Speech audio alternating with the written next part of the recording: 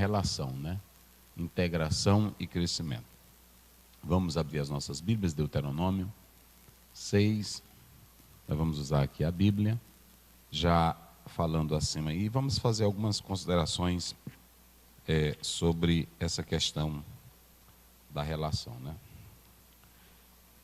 O papel da EBD, os irmãos já sabem, é ensinar a palavra de Deus a todas as faixas etárias, a todo o grupo, né? Isso é educação. Nós vamos meditar Deuteronômio 6, 7 a 9. Coloque aí na tela para os irmãos acompanharem, se der. E aí você vai anotando, muito importante. 7 a 9. 6, capítulo 6, 7 a 9. Muito bem, é isso mesmo. Palavra de Deus. Diz assim: Tu as inculcarás a teus filhos, e delas falarás, assentado em tua casa, e andando pelo caminho, e ao deitar-te e ao levantar-te. Também as atarás como sinal na tua mão, e te serão por frontal entre os olhos. Verso 9. E as escreverás nos umbrais de tua casa e nas tuas portas. Muito bem. Aqui está a forma em que o povo de Deus educava, né? Nós iremos falar sobre essa relação, essa integração, mas eu quero, antes de tudo, usar o texto bíblico, porque tudo nosso é a Bíblia. Nós temos livros, nós temos palestrantes, temos escritores e temos os teóricos da educação. Os teóricos da educação. Esses teóricos da educação, se você for para o prisma humano, eles trabalham para suprir as deficiências no campo da educação humana. Assim fazia Piaget, eles que começaram a ver as deficiências no campo do universo infantil.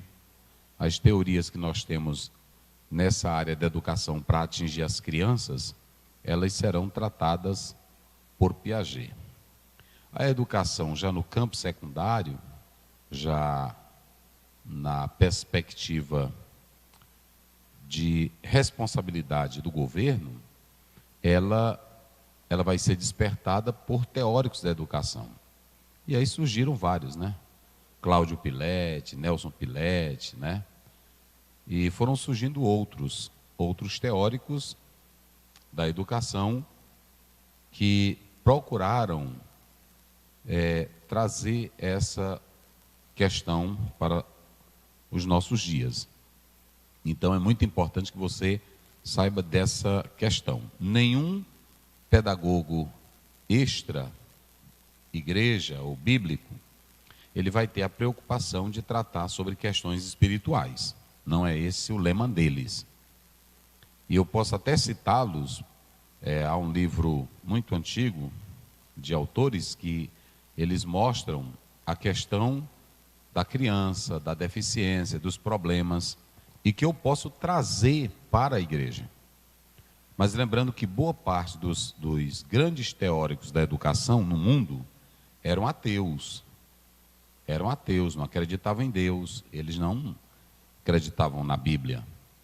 Mas, mesmo assim, pelo aspecto natural, eles contribuíram, de certa forma, para a educação infantil, tratamento com as crianças, o universo da criança dentro do campo pedagógico, qual é a linguagem que a criança vai aprender. E isso não está errado, porque a questão da personalidade, a questão da estrutura da criança, ela é algo que os próprios educadores puderam perceber. Até que nível uma criança consegue, ou até que momento ela consegue parar para ouvir um palestrante. E ontem o pastor Jimmy falando aqui, tanto da questão do olhar, e hoje eu quero também da questão de eu conhecer o universo de cada de cada pessoa. Os educadores naquela época, eles procuravam conhecer o universo de cada pessoa. Você não pode comparar uma criança pobre com uma criança do centro da cidade. Nós temos que ver isso. Você não pode pegar uma criança pobre, negra, e comparar com uma criança filha de eu nem diria rico, mas de quem vive em condições melhores. Então, quem vai aprender melhor? Aquele que está em condição física e mental melhor. Não é assim? Dizem que os filósofos primeiros pensaram melhores do que nós, porque não havia guerra, não havia problemas tanto. Então, eles pensaram melhor. Se nós estamos em uma situação caótica, nós não temos como pensar bem. Estamos, por exemplo, estado de guerra, não temos como pensar bem. Então é muito importante que a gente entenda e compreenda isso. O Nordeste, por exemplo, não é que as pessoas do Nordeste sejam incultas, ineptas. Não é que elas não tenham capacidade, porque Deus deu a cada um. É claro que a questão do universo de cada um e também da forma que se aprende vai variar. Mas todos nós fomos feitos à imagem e semelhança de Deus, como está em Gênesis 1, 27, 28. Agora, as condições nas quais nós nos encontramos é o que torna o diferencial. Uma criança que trabalha, hoje não, porque é proibido, mas uma criança naquela época, os filhinhos dos nossos irmãos, vendia doce, vendia batata, quebrava pedra, passava o dia todo trabalhando, ou à tarde.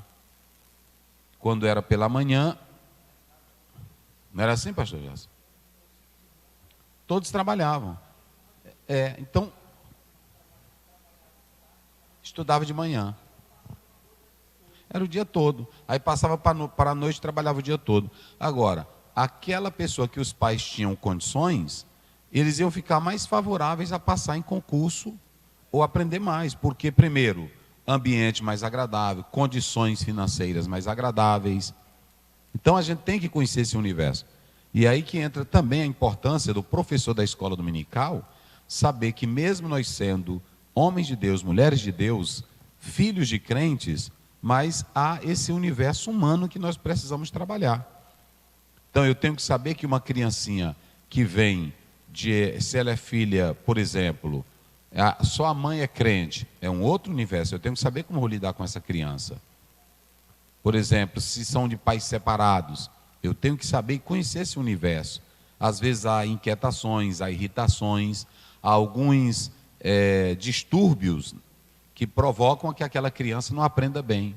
E aí a gente diz assim, é amaldiçoada, é uma criança que não quer aprender, ela é fraca, é lenta. Daí a importância que nós temos de conhecer o universo dessa criança. O universo dessa criança. E até mesmo na escola dominical.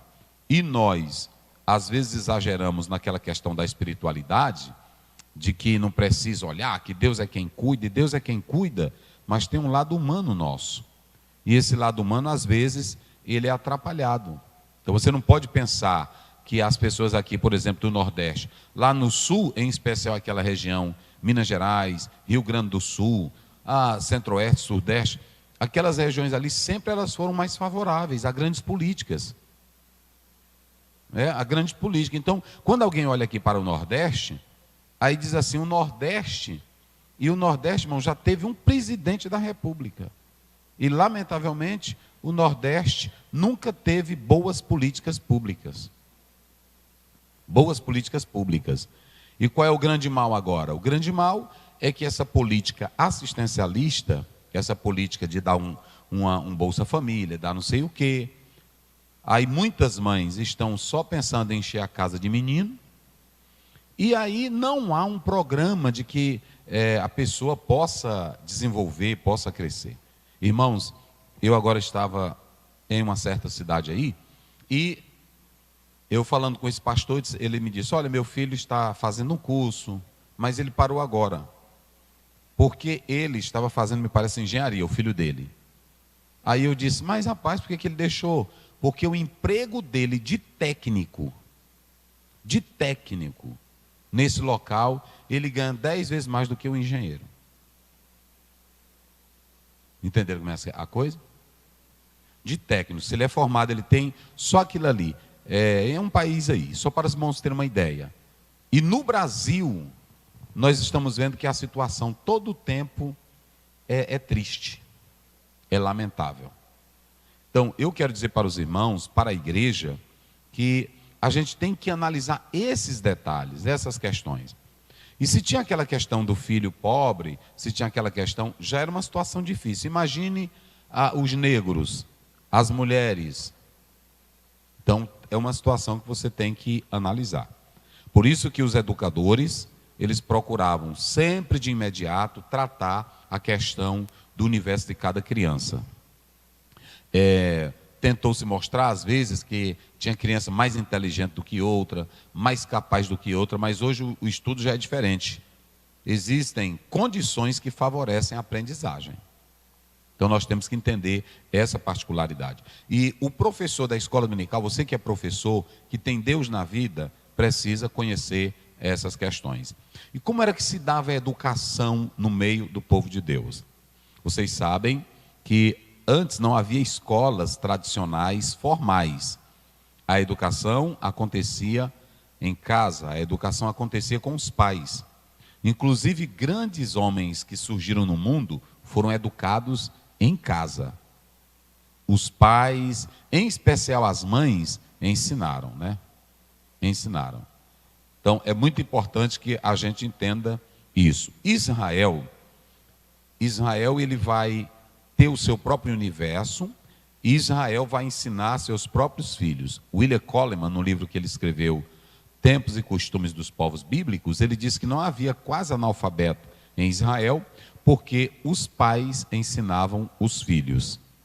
Os pais ensinavam os filhos. Então, isso era muito importante.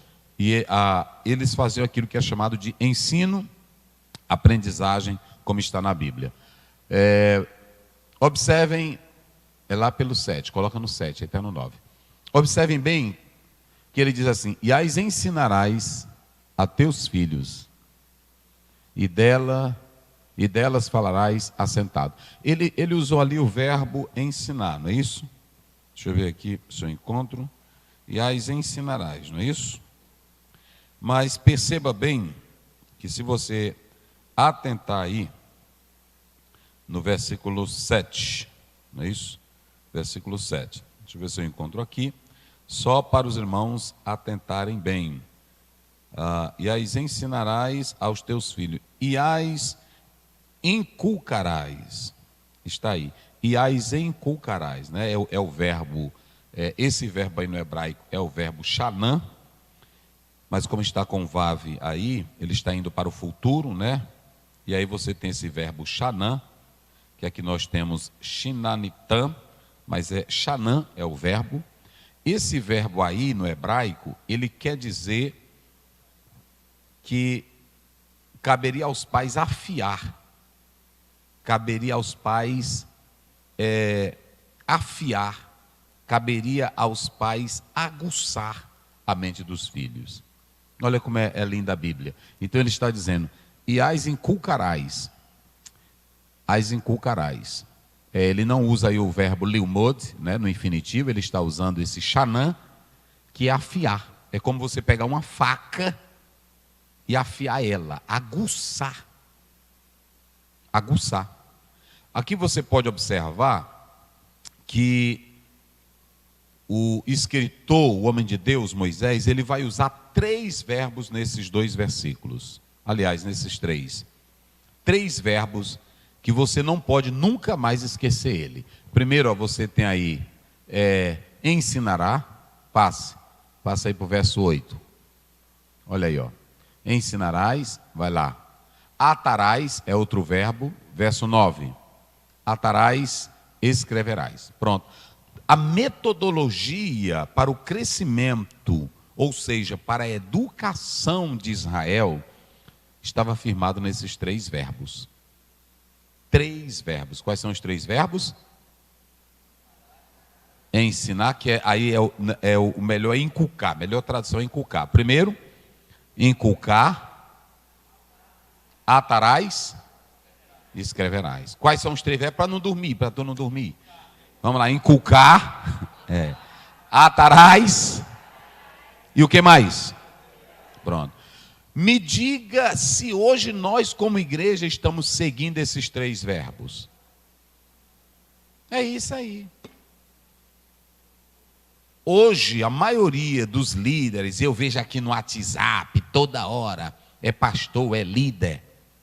Me mostre um judeu negando a sua identidade diante de Hitler. Me mostre um judeu temendo Hitler. Um judeu, ele é bem treinado. Então, o que eu quero dizer para vocês é o seguinte: quando o pai, e observem bem, para vocês terem uma ideia, é muito importante que você comece, coloca aí o verso 6, diz assim, ó: e estas palavras que hoje te ordeno estarão aonde? Vamos lá, diga bem forte, estarão aonde? Mais forte, estarão aonde? Se a palavra não está no coração, ou seja, se você não ama ela, você não vai ensinar. A questão, aqui ó, as estantezinhas, livro, não é assim, comentários, aqui é lição, uma cesta, agora aqui o irmão botou uma cesta. Tem professor que a estante dele está cheia de livro, né? Conhece toda a estrutura, ele cita todos os teóricos, ele mostra que é culto, ele mostra que é entendido, teoria educacional, ele mostra, isso aí não vale nada não, irmão. Se não tiver o amor por aquilo que você ensina, olha, primeiramente é amar a Deus e a palavra dele. Se a palavra estiver dentro do seu coração, dentro, amor. Você sabe por que tem hoje, tem pessoas que vão para o trabalho, eles lecionam simplesmente para ganhar o dinheiro. Então, se importando não, a criança pode quebrar a cadeira, a criança pode sair a hora que quiser. Antigamente o professor tinha amor. Amou a profissão. Hoje está mais difícil devido à sociedade, como falou o pastor ontem. Mas antigamente era no amor. É a mesma coisa de um ministro. Um pastor pode ter muito conhecimento teológico, filosófico. Eu não me admiro disso. Porque isso aí você pode encontrar em qualquer livro. Qualquer pessoa pode dizer assim: fulano é muito intelectual, fulano é muito inteligente. Isso aí vem com a prática, vem com a leitura, vem com o acúmulo de conhecimentos. Agora, amar para ensinar, aí é diferente. Quando Jesus chamou Pedro, está lá em João 21, ele disse assim: tu me amas. Ele não disse assim: tu já está com a bagagem aí, muito conhecimento, Pedro? Não. Tu me amas. 3 vezes ele diz: pois apacenta as minhas ovelhas. Apacentar a ovelha é só se tiver amor. Então, ensinar é só se você tiver amor. Olha, hoje está tão sério quando é culto administrativo. Irmã, a senhora quer ser professora? Aí a irmã: não quero não, pastor, bota outra, esse ano não. Meu irmão, está assim ou não está hoje? Eu não sei lá na área de vocês, mas aqui está assim também. É assim também? Nós não temos um amor verdadeiro para com Deus e as coisas dele. Quem ama ele de verdade, faz as coisas para ele, é com prazer.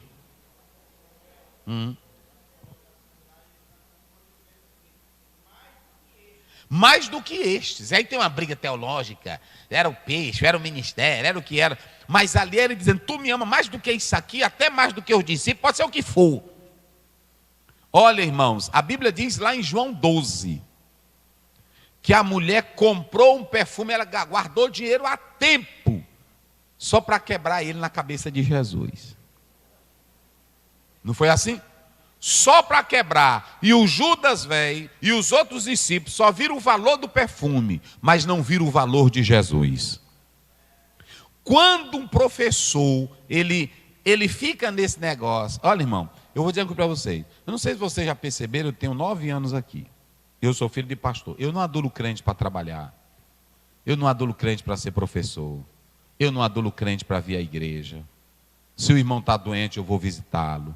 Se o irmão está adoentado, eu vou lá, converso. Como é que está, meu irmão? Pronto, eu vou.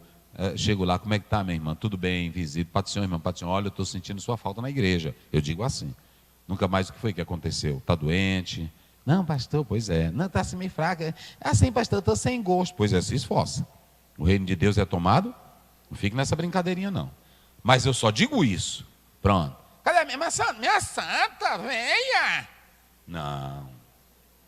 Se você não tiver amor a Deus, isso aqui não vai valer nada para você. Se o professor que ama a Deus e a palavra dele, ele vai ter prazer de sentar com uma criança e ensinar ela. E não somente ensinar aquela criança, porque ele não quer apenas mostrar conhecimento. Ele vai ensinar aquela criança e ele vai atentar para as necessidades daquela criança. E ele vai saber, ele vai conhecer o universo dela, a vida dela, por que ela é lenta no conhecimento, por que a aprendizagem dela é mais lenta, por que ela é dessa forma, não é apenas... Irmão, vou dizer uma coisa para vocês, as nossas igrejas, elas estão cheias de pessoas ensinando, apenas ensinando, mas não amando. E a diferença está no amor. A diferença está no amor. Então, ele diz, essas palavras que hoje te ordeno, elas estarão aonde? Quem ama, obedece. Quem ama tem desejo de fazer. Quem ama tem desejo de transmitir o que Deus lhe dá. Essa nova geração só vai ser impactada se ela vê gente. Eu perguntei para a mulher, eu disse aos pastores, lá no museu de John Wesley, o que fazia o povo vir ouvir John Wesley? Ela disse, a esperança dele, a forma que ele amava o órfão, a viúva, é assim. Se você é um crente, simplesmente, mas vamos abrir a Bíblia, a palavra de Deus está dizendo aqui, os crentes têm que ver em você amor pela palavra. Não é assim?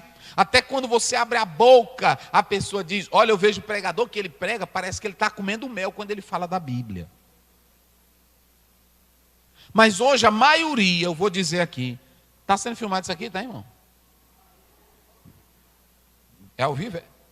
Mas, irmão, eu vou dizer, a maioria de teólogos e pregadores hoje só pregam mais, sabe para quê? Para fazer agenda e para mostrar que tem erudição. Sabiam dessa? E ganhar like. Paulo, quando chegou em Atenas, ele não ficou deitado no melhor hotel de Atenas. Ele disse assim, meu espírito se revolta. Ele foi dar uma volta na cidade. E chorando pela cidade. Ei, rapaz, negócio de homem de Deus é negócio sério. Mulher de Deus é negócio sério. Chorando pela cidade. Aí um professor, ele vai dar aula, aí pronto, ele chega, dá umas teorias, todo congresso e local que a gente vai, é evento, aí assim, olha, a educadora Maria Balbino, ela diz o seguinte, aí fica só nisso. É assim ou não é?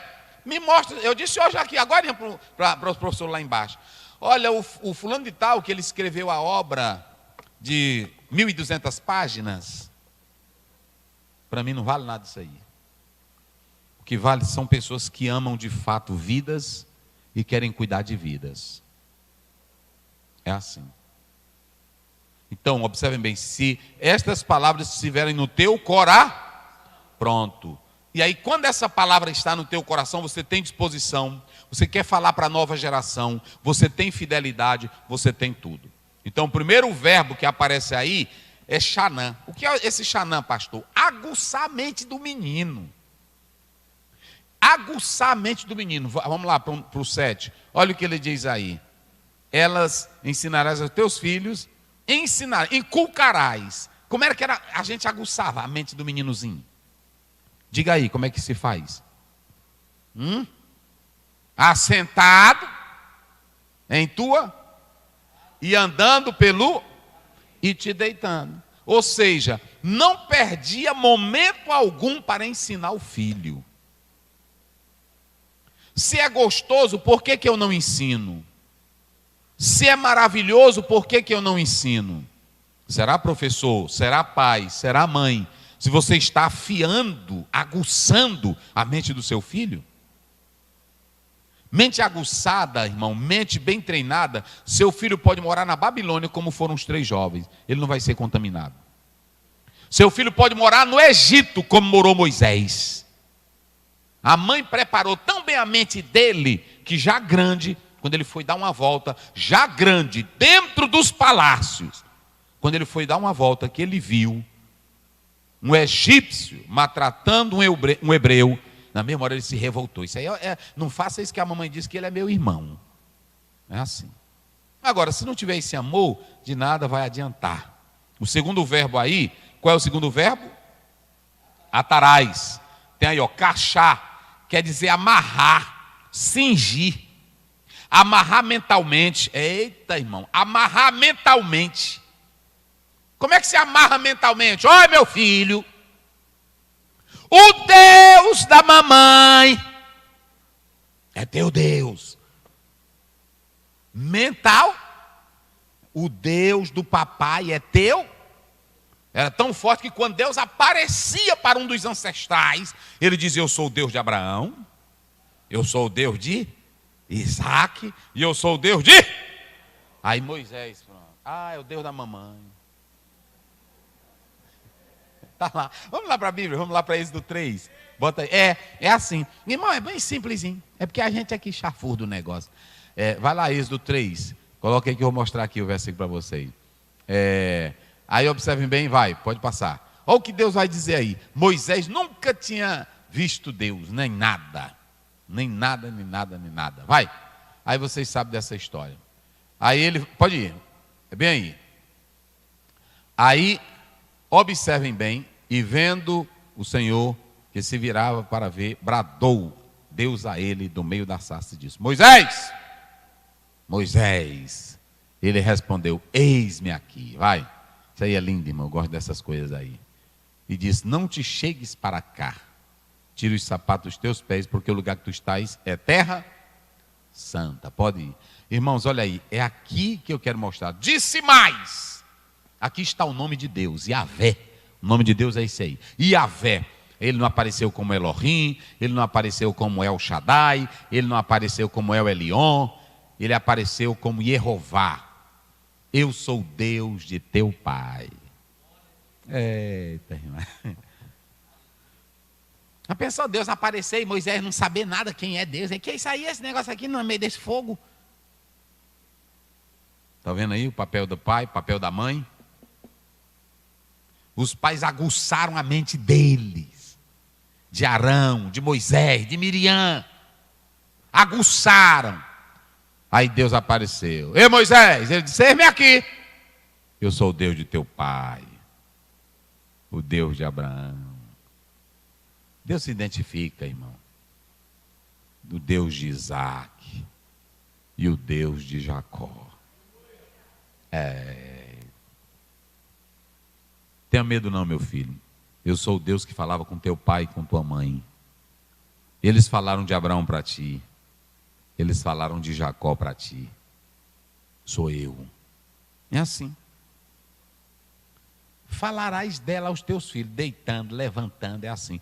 A escola dominical é mais um reforço. O teu filho não vem para a escola dominical para ele aprender Bíblia. Ele vem para se fortalecer ainda mais, que é dentro da escola, do lar, que os pais devem ensinar.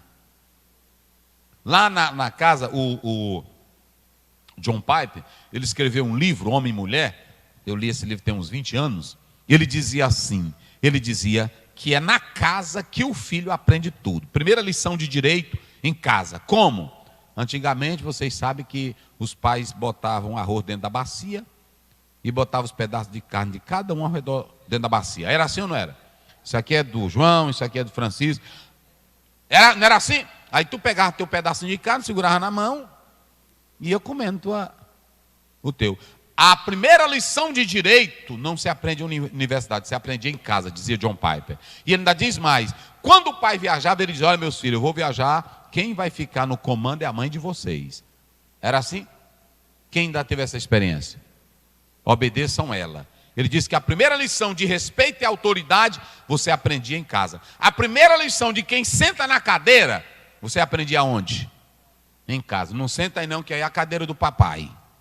Aí tu já ia para a escola sabendo quem é a cadeira do professor, de quem é a cadeira do pastor. Hoje todo mundo está saliente, irmão. Todo mundo está saliente, todo mundo está... não é assim?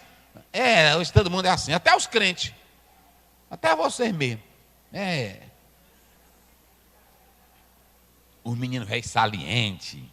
Os meninos velhos. É assim. Um dia lá em Coroatá, eu saí da igreja. Aí o meninozinho já estava no estacionamento. Aí eu disse, irmãozinho, afasta aí que eu vou botar o carro. Pra ti. Eu disse, rapaz, já é diabinho desse tamanho. É assim. É assim. Era xícara, era prata, era tudo. Não é? Aí é o seguinte, hoje se eu perguntasse qual é o pai que está aguçando a mente do filho, afiando a mente do filho, qual é? Não tem como, então vocês podem observar aí. Vamos voltar lá. O segundo verbo que nós temos aí é o verbo cachar. Diga comigo, cachar. Amarrar fisicamente. Mas é amarrar também o quê? Mentalmente. É ligar. É ligar.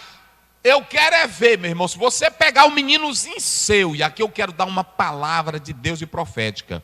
Não tem, olha, não tem esse negócio, o comunismo. Não tem comunismo, não tem diabo, não tem satanista, não tem doutor, não tem juiz que arranque a esperança de alguém que a esperança dele foi bem formada em Cristo Jesus. Não tem, não tem, não tem, não tem. Aí se você pegar e atar ele, agora tem que atar mentalmente e como mais? Fisicamente. É amarrar. Está lá em Marcos 12:31. Amarás ao Senhor teu Deus como? De todo teu coração. Como mais? De toda a tua alma. E o que mais? Pronto. Tem irmão que hoje, irmão, o grande problema nosso, pastores, eu vou dizer para os senhores, pastor Zezinho está aqui, que é da EBD, sabe qual é o maior problema? É que nós não estamos amarrando mentalmente os nossos crentes. Nós estamos amarrando emocionalmente. E Edson Queiroz, ele escreveu no livro dele, um livro muito bom, depois vocês podem ler. Esqueci o título dele, mas é Edson Queiroz. É sobre missões, parece missões urbanas, uma coisa assim. Ele diz nesse livro dele, que ele diz que todo culto que ele ia, ele dizia, Senhor, eu quero chorar, eu quero ver tua glória, eu quero chorar, chorar, chorar. Aí quando foi um dia, ele disse que Deus falou para ele no coração dele, rapaz, tu é só pedindo para chorar. Lê Romanos 1:17. Aí ele abriu lá. Pode botar, irmão, para eles também, os que querem chorar toda hora. Bota aí, Romanos 1:17. Está aí. Eu sei de qual, mas eu quero que você leia. Aí ele diz que Deus falou com ele, porque nele se descobre a justiça. Nele aonde? No Evangelho, que o 16 diz, o Evangelho é o poder de Deus. Nele se descobre a justiça de Deus. De fé, o justo. Pronto, essa fé aí, meu irmão, é a fé no Evangelho. É a fé no Evangelho. Ouçam bem, não é a fé na emoção. Nós não somos contra a emoção. A emoção tem que ter. Mas a nossa emoção, diz o Strong, ela não pode ser produto do acaso ou do sentimentalismo. A nossa emoção é uma emoção consciente do que Cristo faz em nós e por que eu glorifico Ele. Entendeu? O Charles Hodge escreveu uma teologia muito grande. Quando ele fala desse lado místico, ele fala que o misticismo tem sua parte boa, mas tem sua parte ruim. Quando você baseia essa visão de fechar os olhos, do emocional, só na tua carnalidade. E vocês podem observar, a maioria dos que buscam emocionalismo não gostam da palavra. E a nossa fé, ela não pode ser emocional. A nossa fé tem que ser mental. Entenderam? Mental. Agora, por que o islamismo, o Hamas, pega uma criancinha e ela se torna um homem bomba, que ela está pronta para morrer por Alá?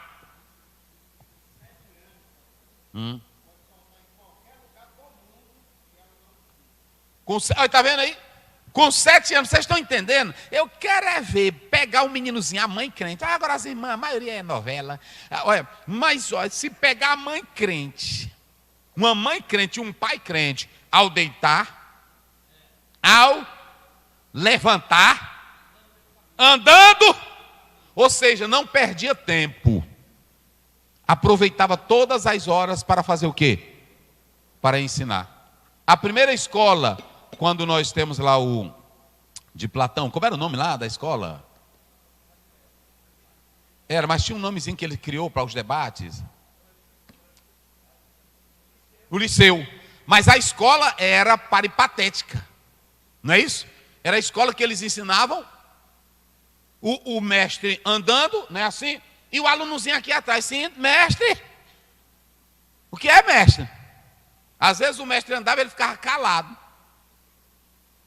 Era assim. Um dia o mestre chegou, o aluno chegou para o mestre, mestre, ele disse, pois não, filho, era assim. Essa palavra mestre, pai, era aplicada aos mestres, ele chamava até o mestre dele de pai. Meu pai, você vai ver isso muito em Provérbio. Aí ele chegou e disse assim, meu pai, o aluno, aí o mestre disse, pois não, meu filho, eu já estou preparado para seguir meus passos. Ele disse, já está preparado? Porque quem dizia era o mestre, era o homem, mas esse aqui foi saliente. Ele mesmo chegou e disse, eu já estou preparado para... Ele disse, onde você mora? Ele disse, eu moro na rua tal. Perto de onde? Ele, perto do lugar tal. E a sua casa fica onde? Fica na cidade tal. E ele disse, a sua cidade fica onde? Fica no continente tal. E o seu continente fica onde, filho? Aí ele foi dizendo, fica no lugar tal. E esse seu continente, no lugar tal, fica onde? Aí ele mexeu, que até ele disse, eu não sei onde é a minha casa. Ele disse, pois então pronto, você não está preparado ainda. Não adianta você andar. Agora, nós temos que amarrar. Como é que nós vamos amarrar nossas crianças? 2 maneiras. Como é que nós vamos amarrar? Fisicamente e como mais? Mentalmente. Vamos, irmão, diga bem forte, como é que nós vamos amarrar? E como mais? Mãe, pai, professor, na escola dominical. Irmão, não vamos temer nada não, e nem ninguém. Eu quero é ver um ateu, eu quero é ver um cético, eu quero é ver um homem devasso, eu quero é ver um deputado devasso arrancar a fé de quem tem Jesus de verdade. Eu quero é ver. Coloca bem na tela, 2 Timóteo 1, verso 12. Vai lá, olha o que Paulo diz aí. 2 Timóteo 1, 12. Olha, segundo. Olha o que ele diz aí. Por cuja causa eu padeço também isto, mas não me em... Porque o quê? Diga bem forte, irmão. Ele disse o quê? Pronto. Eu sei em que eu tenho e estou certo de que ele é poderoso para guardar o meu até... Coloca o verso 5 desse mesmo capítulo. Olha o verso 5. Rapaz, é bom a Bíblia. Começa assim, trazendo à memória a fé, não, que é aonde? De quem ele estava falando aí? De quem ele estava falando? De Timóteo. Timóteo tinha uma fé não fingida. Tem irmão que a fezinha velha dele é só uma zoadinha, é só um mês. É só um mês, é só um dia. Toda hora muda de igreja, toda hora. Toda hora. Toda hora ele está procurando uma churrascaria da fé. Hoje eu vou comer toicinho lá na churrascaria da igreja fulano de tal. Hoje eu vou na Assembleia de Deus. Hoje eu vou... Ele não para na igreja dele. Não é definido na fé. Ele não sabe ainda quem ele tem crido. Irmão, quem Jesus já satisfez a alma é feliz aonde está. Pode a igreja ser grande ou pequena, ele é feliz porque Jesus já saciou a fome dele. É assim. Aí, olha, está aí. A tua fé não finge. Primeiramente habitou em quem? Começa com a avó. Isso aqui é chamada de fé histórica. Fé histórica. Vou já falar dela aqui. Fé histórica. Habitou na tua véia crente. Vó de caráter.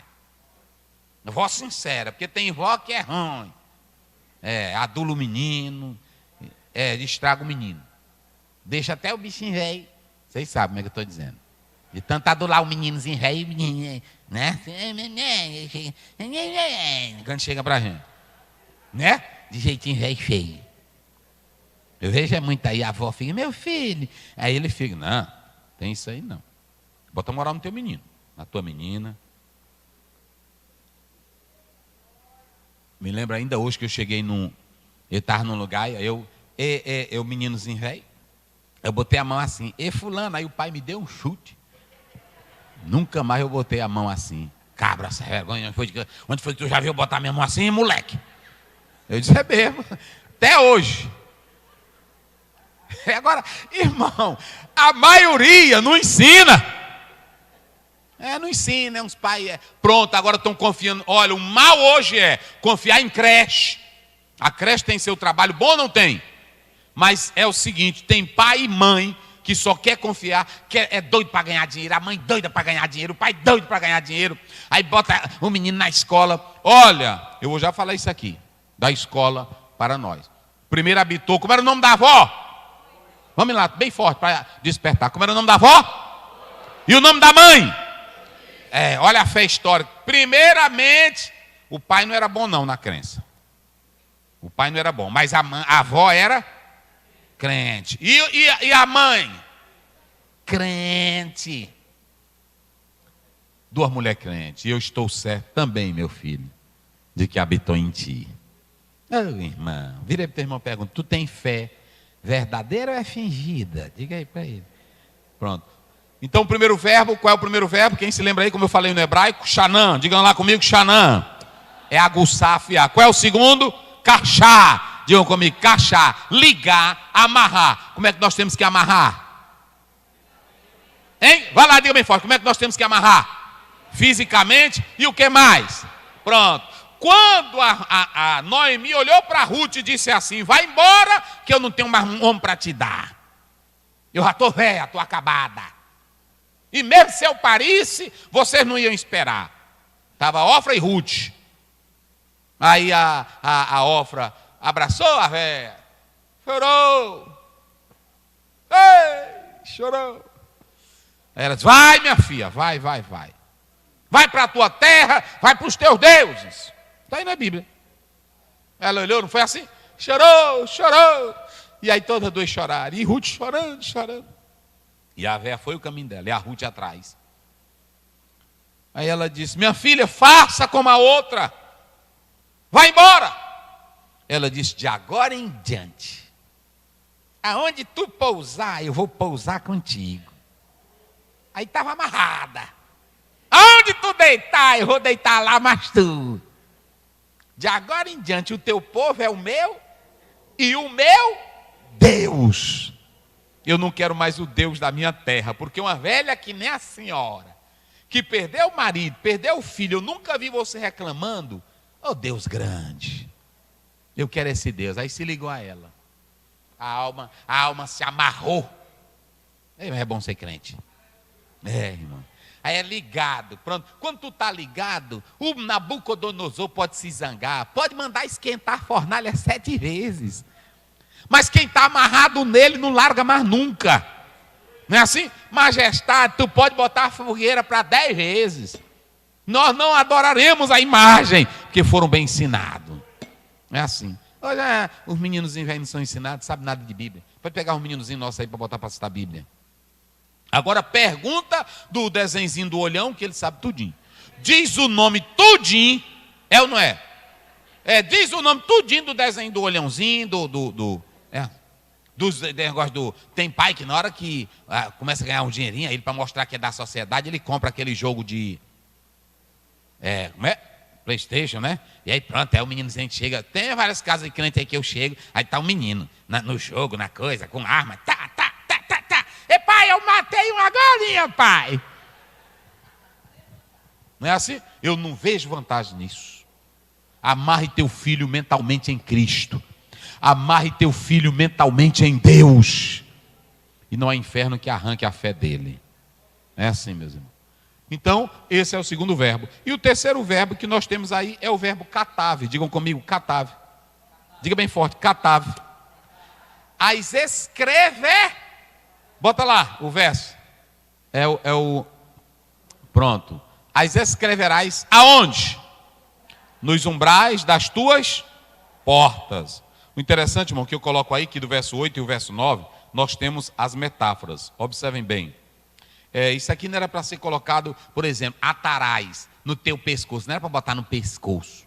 Não, isso aqui é metáfora, não era literal. Mas isso aconteceu literalmente. Eles começaram a colocar invólucros feitos de couro na testa. Os judeus botavam na testa, porção da Torá.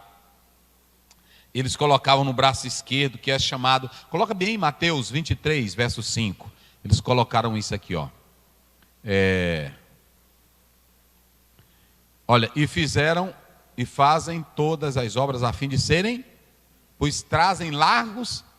Eles fizeram literalmente, amarravam no pé, amarravam na mão, porções da Torá, baseado nisso aqui. Mas não era assim que Deus estava falando. Era o extremo disso aí, era o extremo. E eles colocavam os filactérios, que era usado em período de oração. Então observe bem que também tem aí a mezuzá, em que trechos eram postos em recipientes. Quem se lembra que tinha aquela caixinha da Bíblia? É caixinha da Bíblia? Como é o nome? Caixinha das promessas. Eu aprendi muito versículo com aquilo.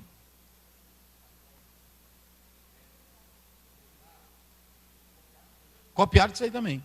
Todos eles, essa prática, porque a Bíblia não estava falando disso. Não estava falando disso. Só que eu quero dizer uma coisa, olha para cá. O que o teu filho vê? Eu vou dar um exemplo aqui. Ontem o pastor Jimmy falou do poder da imagem. Lá em casa, a mãe comprava muito LP, e eu criança. Todos os hinos da harpa eu aprendi no culto doméstico. Mas eu vou dizer mais. Vocês se lembram que tinha aqueles discos que tinha a história da Arca de Noé? Quem ouviu ainda? A última trombeta. Eita, eu chorava. A mãe botava na radiola, todo mundo sentava ao redor e botava. Tu assistiu também? Ouviu também? Aí pronto, eu chorava. Quando... né? Olha aí, ó.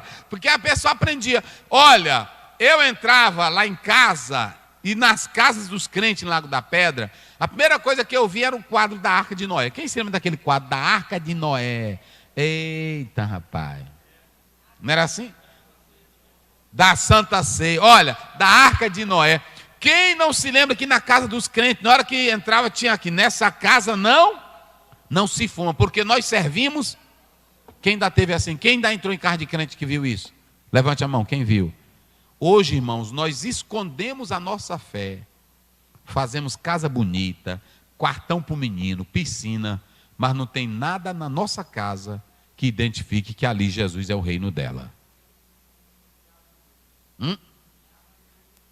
É verdade mesmo. Na hora que entra, tem a bandeira do Flamengo, tem a bandeira não sei de quê, mas não tem a bandeira da palavra. Não tem a bandeira da palavra. Então isso é muito sério, isso é muito grave. Então, observem bem que aqui era para colocar no coração. Quando se encontraram os rolos na caverna de Curã,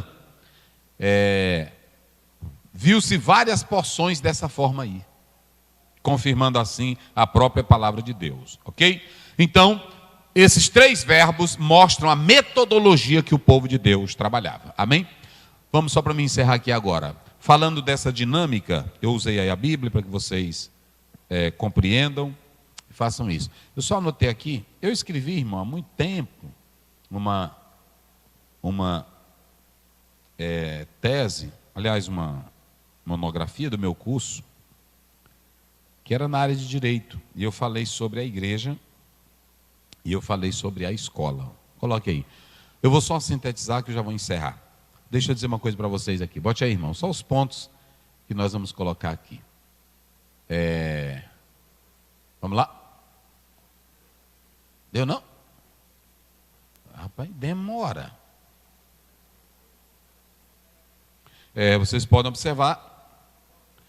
Está aí? Vamos lá. Primeiramente, a igreja e o Estado. Não era a igreja e o Estado, é a igreja e a escola. Corrija aí, por favor. É a igreja e a escola. Vamos lá. A igreja e a escola. O que é a escola? Do que a escola trata? Qual é o propósito da escola? A escola, gente, é um lugar social, educativo, que prepara a criança para a vida. Nós temos que saber o que é isso. Qual é o objetivo da escola? Qual é o papel primário da escola? A gente fala escola dominical, a gente fala a escola secular. Qual é a diferença entre escola dominical e qual é a diferença entre escola secular? Então eu coloquei aqui que a escola, se vocês analisarem, quando a gente observa essa definição, a escola, ela tem o papel, ela tem um trabalho de preparar as pessoas, as crianças, para esta vida. É muito importante isso, nessa definição que nós colocamos aqui. Ela tem essa atividade educativa. A escola, ela busca humanizar ainda mais a criança. Esse era o papel da escola. A escola, ela tinha o alvo de ensinar matérias para que o aluno pudesse desenvolver o seu lado profissional, educacional, com um preparo bem adequado. Lamentavelmente, as escolas passaram a ser dominadas por influências ideológicas. Sabe por que às vezes a igreja, pastor Zezinho, pastor Gés, pastor Maurício, sabe por que a igreja às vezes ela entrou nessa questão política? Não é porque ela quisesse, é porque de repente começou professores a desenvolver um papel que era dos pais, ou que é um papel dos pais, e o professor começou a se intrometer nessa questão. Não é trabalho do professor ensinar crenças na igreja, eu vou já falar, na escola. Não é papel do professor entrar na formação sexual da criança. Não é papel deles fazerem isso. E aí, de repente, vocês sabem, quem de vocês não os pastores aqui não receberam no gabinete uma pessoa dizendo assim: olha, você é crente, mas você tem que usar assim, assim, porque aqui na escola, contrariando já os princípios. Não é trabalho da escola trabalhar a questão de como a pessoa vai se vestir, isso é trabalho dos pais. É claro que se a escola tem uma norma de um fardamento, é uma coisa. Agora, ela querer legislar em uma função que é dos pais, não dá certo.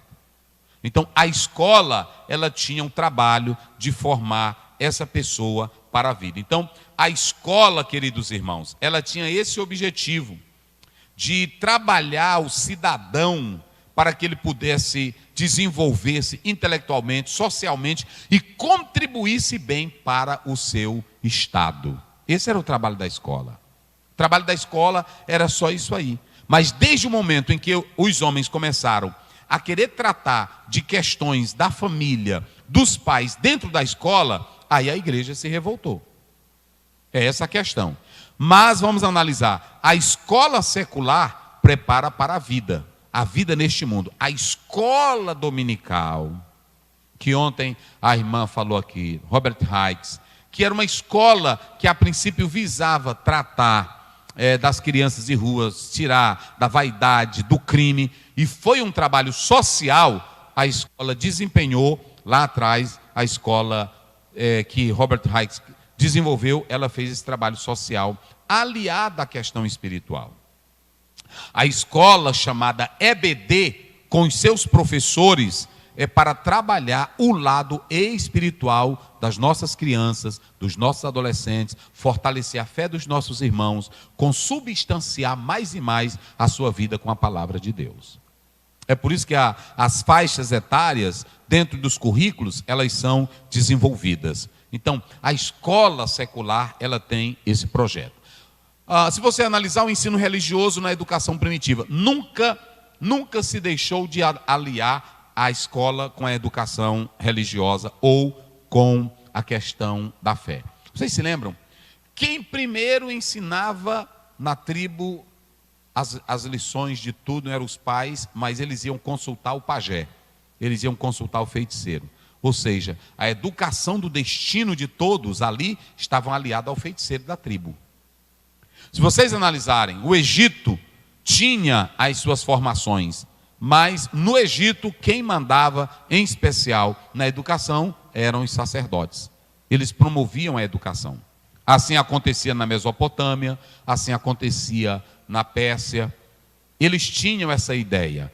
E todo o tempo, lá atrás, a educação, ela estava aliada ao poder religioso. Quando eu digo ao poder, não era ainda institucional, mas ela estava aliada, a educação estava aliada à crença da tribo, do pai, da mãe, sempre esteve aliado nisso. Ok? Então, qual a primeira escola cristã? Quando nós falamos em cristã, nós sabemos que a Igreja Católica, por muito tempo, inclusive na colonização do Brasil, a Igreja Católica ela estava envolvida com a questão da escola, com a questão da educação. Por que é importante a igreja saber disso? Porque a Igreja Católica, desde o período medieval, ela era quem mandava em tudo, inclusive nessa questão da educação. E aí você tem o catecumenato, que foi a primeira escola cristã. E o que essa escola ela fazia? Ela buscava ensinar as crenças para promover o batismo, para tornar a pessoa batizada. Ela ensinava sobre Jesus Cristo, acontecimentos relacionados à pessoa de Jesus Cristo e os mandamentos bíblicos.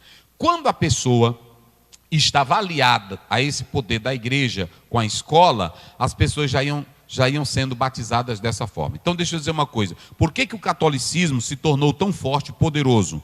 Porque o catolicismo estava aliado ao poder e o poder aliado ao poder religioso. É muito bom vocês atentarem para isso, ao poder religioso. Se vocês analisarem em 1549, quando os jesuítas começam a desenvolver os seus trabalhos, eles vão simplesmente aliar o trabalho deles. Quem fala muito bem isso, Anuar, é o Cláudio Piletti, Nelson Piletti, eles falam muito bem isso na obra dele. Saviano também trata isso, né? Então, eles mostram como a educação era processada. A igreja chegava, tinham os índios aqui. Então, vamos catequizar, vamos pegar os índios e vamos tirar desse poder europeu e vamos aplicar a nossa crença. Eles usavam Deus, usavam a fé e empurravam a goela abaixo a determinação da igreja. Mas a igreja no Brasil estava aliada ao poder aonde? Em Portugal.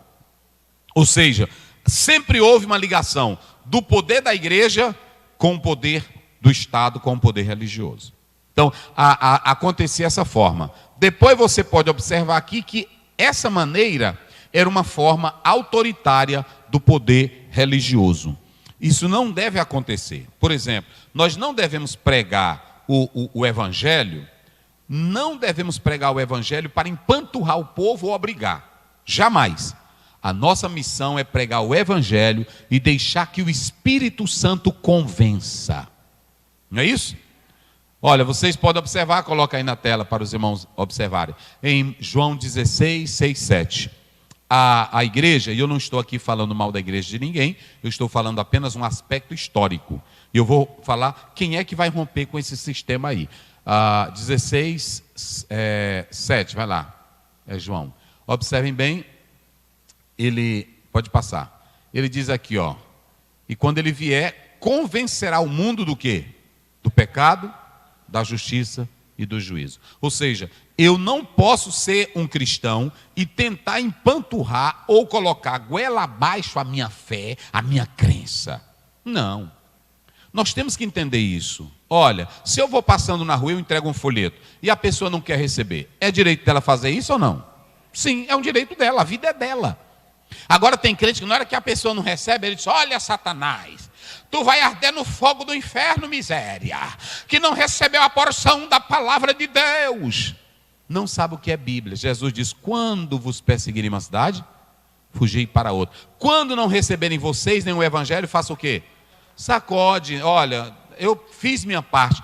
Irmão, eu não tenho que tentar colocar a minha fé na fé dos outros. Eu tenho que pregar o evangelho, dizer que Jesus morreu pelos meus pecados, é o Salvador. E quem quiser aceitar, quem é que vai convencer?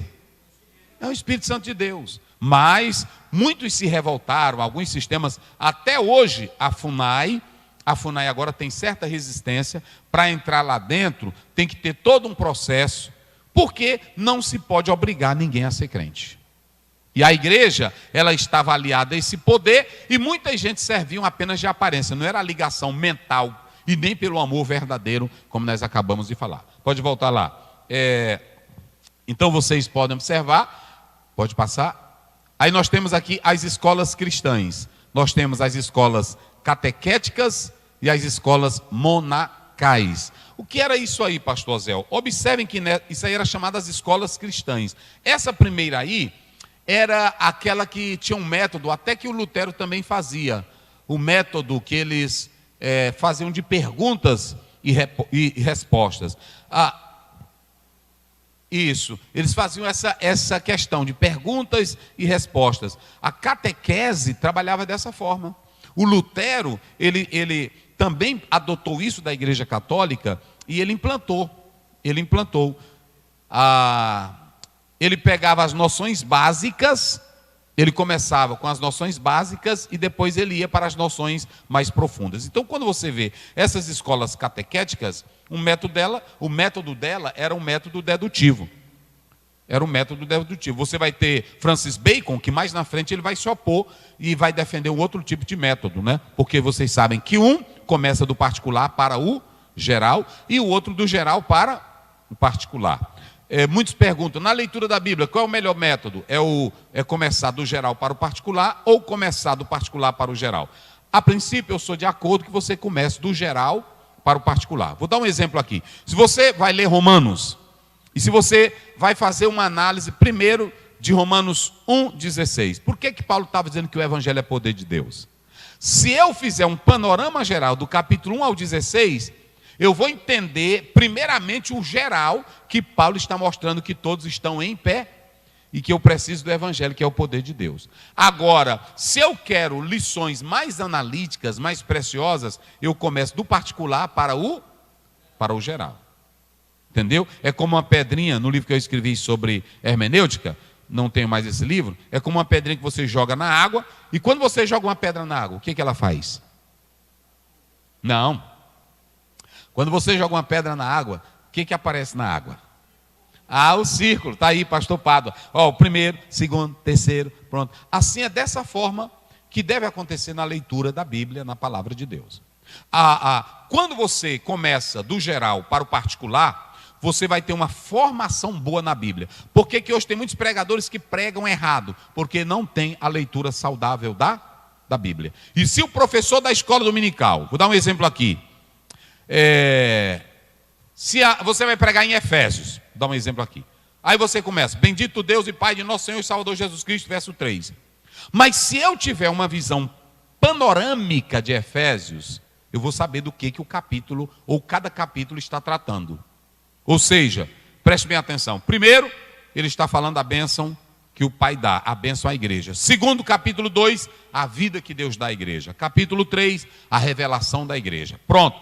Até ali, do capítulo 1 ao capítulo 3, é a parte teórica. Paulo está escrevendo só para mostrar que a igreja é abençoada, a igreja tem a vida e a igreja é revelada. A partir do capítulo 4 ao 6 é a parte prática. A igreja em submissão. Capítulo 5, a submissão do marido e da esposa. Capítulo 6, a submissão dos filhos. E o final, a submissão debaixo da proteção no exército de Cristo. Então pronto, aí você pega todo o livro e se você for pregar em qualquer capítulo, você sabe todos os compartimentos da casa. Não há dificuldade, o problema é que às vezes, como diz Gordon Fee faleceu agora, não foi? O Gordon Fee faleceu agora. Não foi ele? Foi, faleceu agora. Ele dizia assim, ele falava, não tente atoldar demais a água, senão o povo não bebe. Aí tem professor que ele não sabe, ele vai para a escola dominical, ele pega só aquele textozinho que o autor coloca no texto áureo, na leitura em classe. Ele pega só aquilo ali, você não vai fazer muita coisa. É por isso que o livro de apoio, por exemplo, o pastor Ezequiel escreveu essa lição atual. Hoje a lição amanhã será a responsabilidade individual. Se você ler só aqueles versículos que ele colocou lá, você não vai ter uma compreensão clara. Para que você tenha uma compreensão clara, eu tenho que ler todo o capítulo, e eu tenho que ler pelo menos um pequeno, eu estou dando um macete para você, eu tenho que ler pelo menos um livrinho pequeno, que me dê um panorama geral do que seja Ezequiel. Aí você vai estar lá, mas você vai estar sabendo em uma visão ampla, quem na verdade é o dono da casa. Ok? Coloca aí Atos 1:8. Eu até falei isso agora em Lago da Pedra. Vou dar um exemplo aqui, sobre detalhes particulares. Pronto. Mas recebereis poder ao descer sobre vós o Espírito Santo, e ser-me-eis testemunhas, tanto em Jerusalém, como em toda a Judéia, Samaria, até os confins da terra. Um dia desse, um jovem me ligou e disse assim, estudante de grego: Pastor Aziel, aí você recebereis poder ao descer sobre vós o Espírito Santo. O Espírito Santo. Mas aí, se você analisar, tem um que está no caso do nominativo, que é o sujeito. Aí ele diz, mas aí as testemunhas, aí elas são sujeitos dentro da frase? Porque a ideia lá no texto é essa. Aí eu disse, não, meu filho, agora aí você vem análise particular. Eu disse, é só você analisar o verbo sereis. Veja a estrutura da oração. Sereis testemunhas. O verbo eimi no grego, sempre ele vai funcionar de modo diferente. Ele vai trazer como um predicado. Então, ali não está, ainda que apareça no texto como sujeito, mas devido ao uso desse verbo, a estrutura muda. Ou seja, se eu não tiver uma análise particular, crítica dessa passagem, eu não vou entender. Mas qual é o geral da passagem? Poder, promessa para os discípulos evangelizarem. Então você que é professor da escola dominical, você que é um cristão, você tem que ter todas essas nuances, esses detalhes. Vamos voltar lá. Só para vocês compreenderem aqui. Rapidinho, que eu vou correr aqui. As escolas catequéticas, elas trabalhavam... Tem um nomezinho, rapaz, mas eu me esqueci agora. De Lutero, que ele fazia isso. Esse catequizar, vocês podem observar que a igreja diz assim, fulano fez a primeira comunhão. Vocês se lembram disso? Fulano fez... Eles traziam os elementos básicos. Os elementos básicos. Os elementos básicos.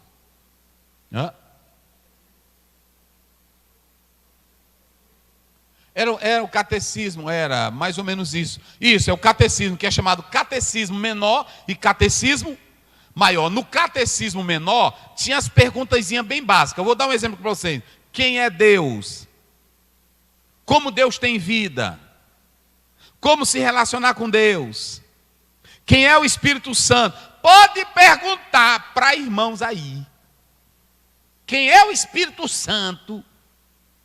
Tem muitos que não sabem.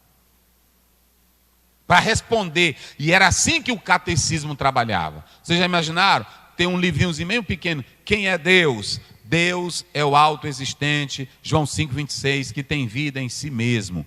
Como eu conheço a Deus? Pela palavra. Quem é o Espírito Santo? É a terceira pessoa da Trindade.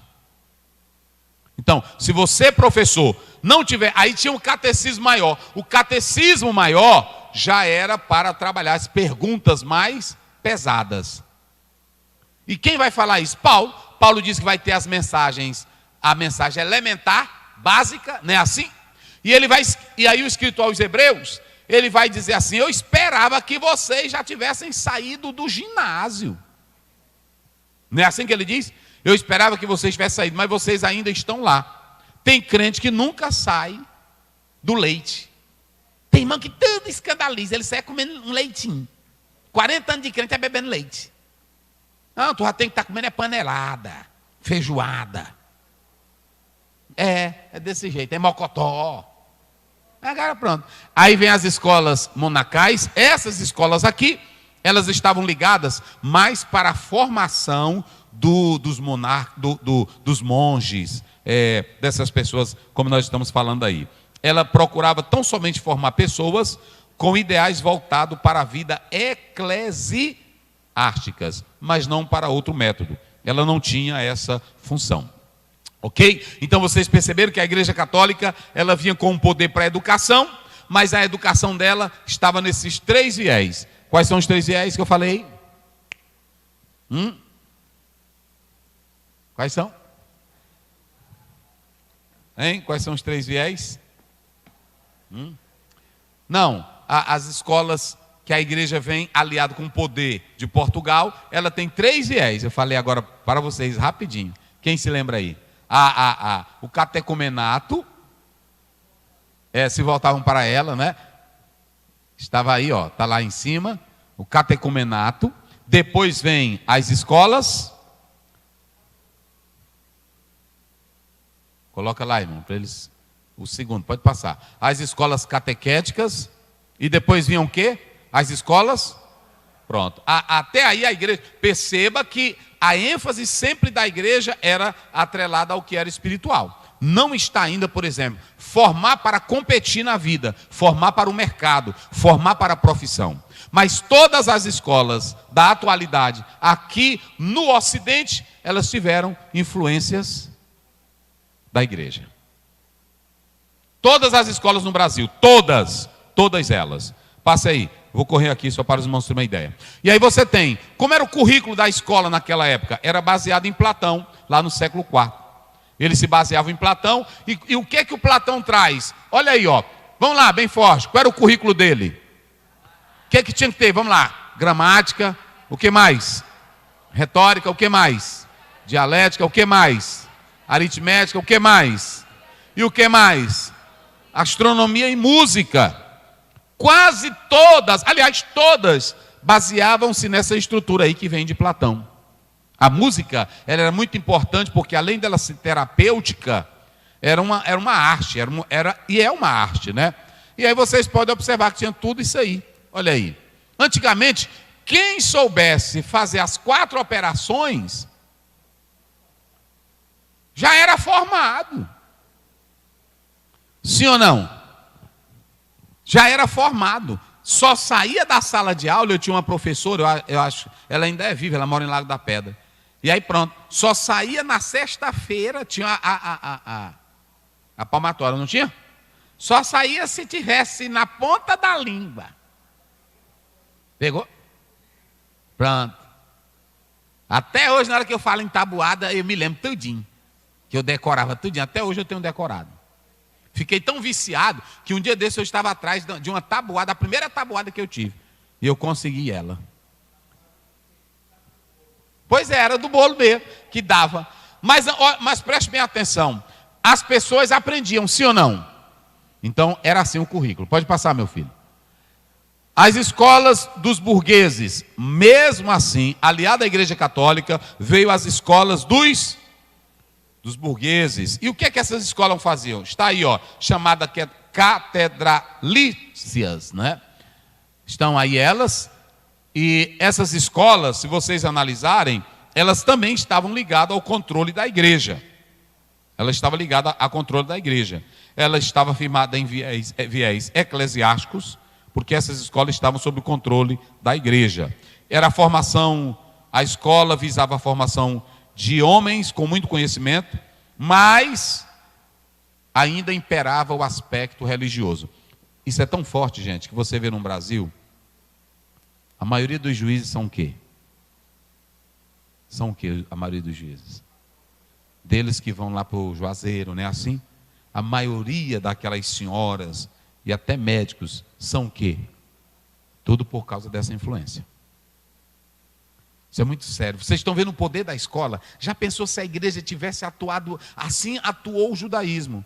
Mas no Brasil, a igreja católica, ela veio com os jesuítas. Depois os jesuítas vão ser expulsos, não é assim? Quem sabe da história é muito bem, mas eu estou mostrando aqui. Então você tem algo cíclico. Por que algo cíclico, pastor Zé? Primeiro, você tem o catecúmena, depois vinha a escola catequética, monacais e catedráticas. Essa catedrática, ela buscava um nível mais avançado, que era a formação da elite.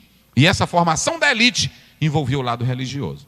Vocês estão vendo o poder de uma formação? Pode passar aí. Vamos lá, já vou encerrar.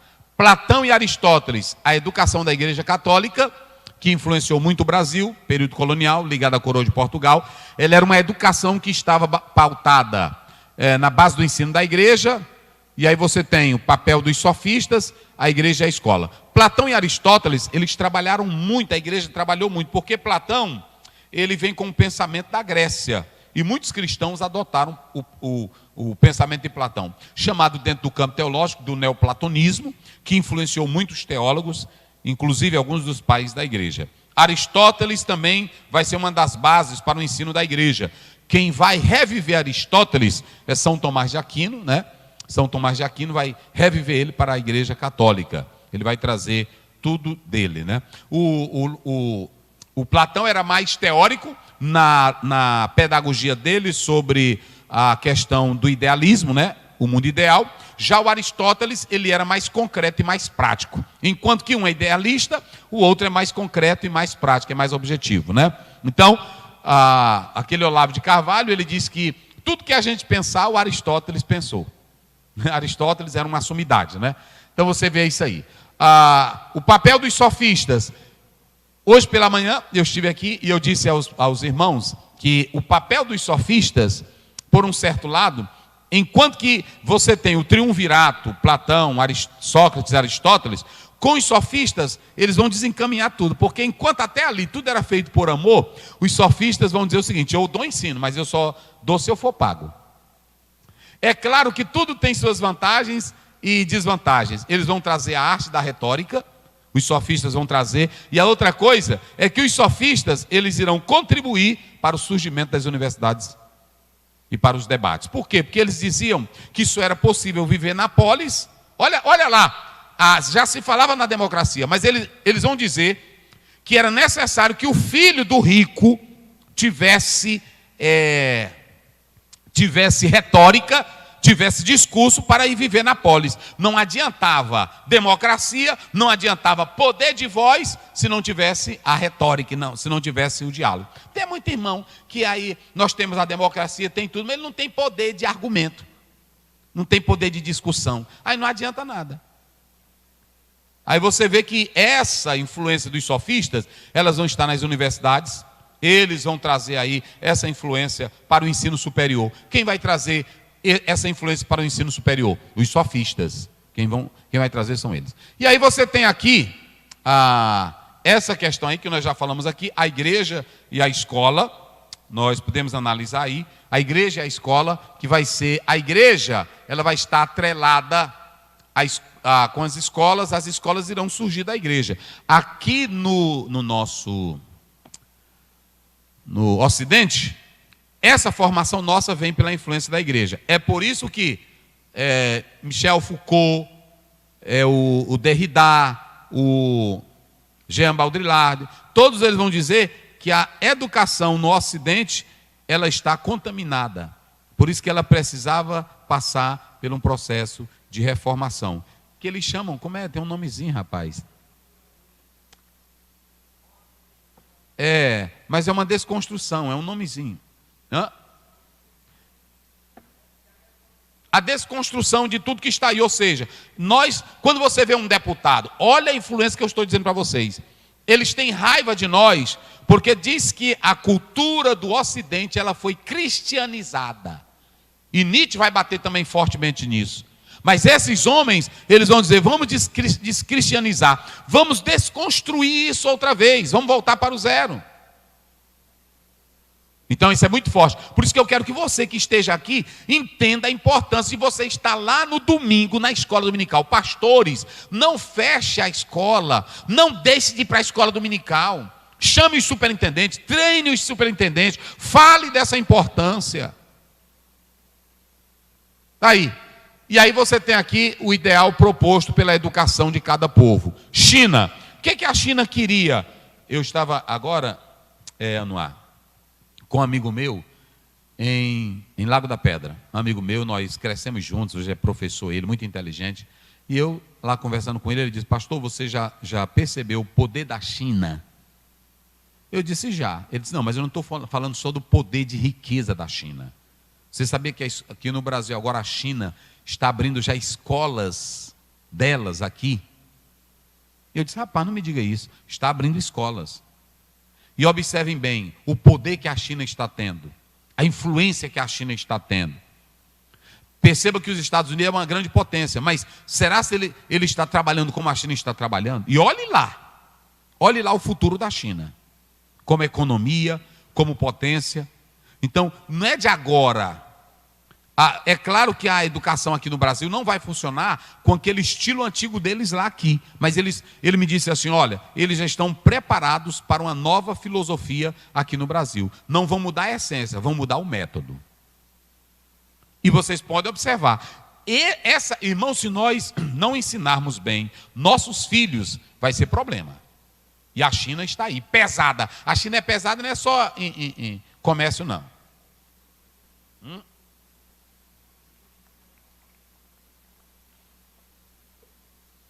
E ela está se abrindo para o mundo no aspecto comercial, e está se abrindo para a educação também. E daqui um dia o Brasil está cheio. Cheio de quê? De treinamento. Você, em todos os aviões que você anda aí, você encontra 10, 20 chineses. É assim. A China, qual era o estilo de educação da China, pastor? A China, nós podemos observar que a forma antiga, eles tinham um exame, depois de um ano faziam um exame, depois de 3 anos faziam outro exame, tinham que conhecer as obras de Confúcio, e aí eles recebiam um grau, terceiro grau, que era do mandarim. Eles tinham essa perspectiva. Os gregos, qual era o ideal da educação grega? A beleza do corpo e do espírito. Gostavam de ginástica para o corpo, a música para o ouvido, com o propósito de desenvolver o espírito de lealdade à pátria. Era assim o ideal da Grécia. A educação chinesa, ela valorizava muito a humildade, e aquilo que o indivíduo receberia, deveria perpassar para as gerações futuras. Você pode observar. Um dia eu fui visitar um irmão aí a gente chega e disse, pastor, tira as sandálias. Eu disse, irmão, não estou na China não. Mas olha, hoje vocês podem observar que já eles lá têm uma cultura pesada e que olha, pode ser doutor, pode ser quem quiser, eles respeitam, porque eles foram ensinados a passar isso de geração para geração. E aí você vem a educação romana, ela era desenvolvida em familiar, era o pater poder, quem fez direito romano sabe disso. E aí o que acontece? O pai exercia o poder ilimitado sobre os filhos, responsável pela educação moral e cívica e religiosa dos mesmos.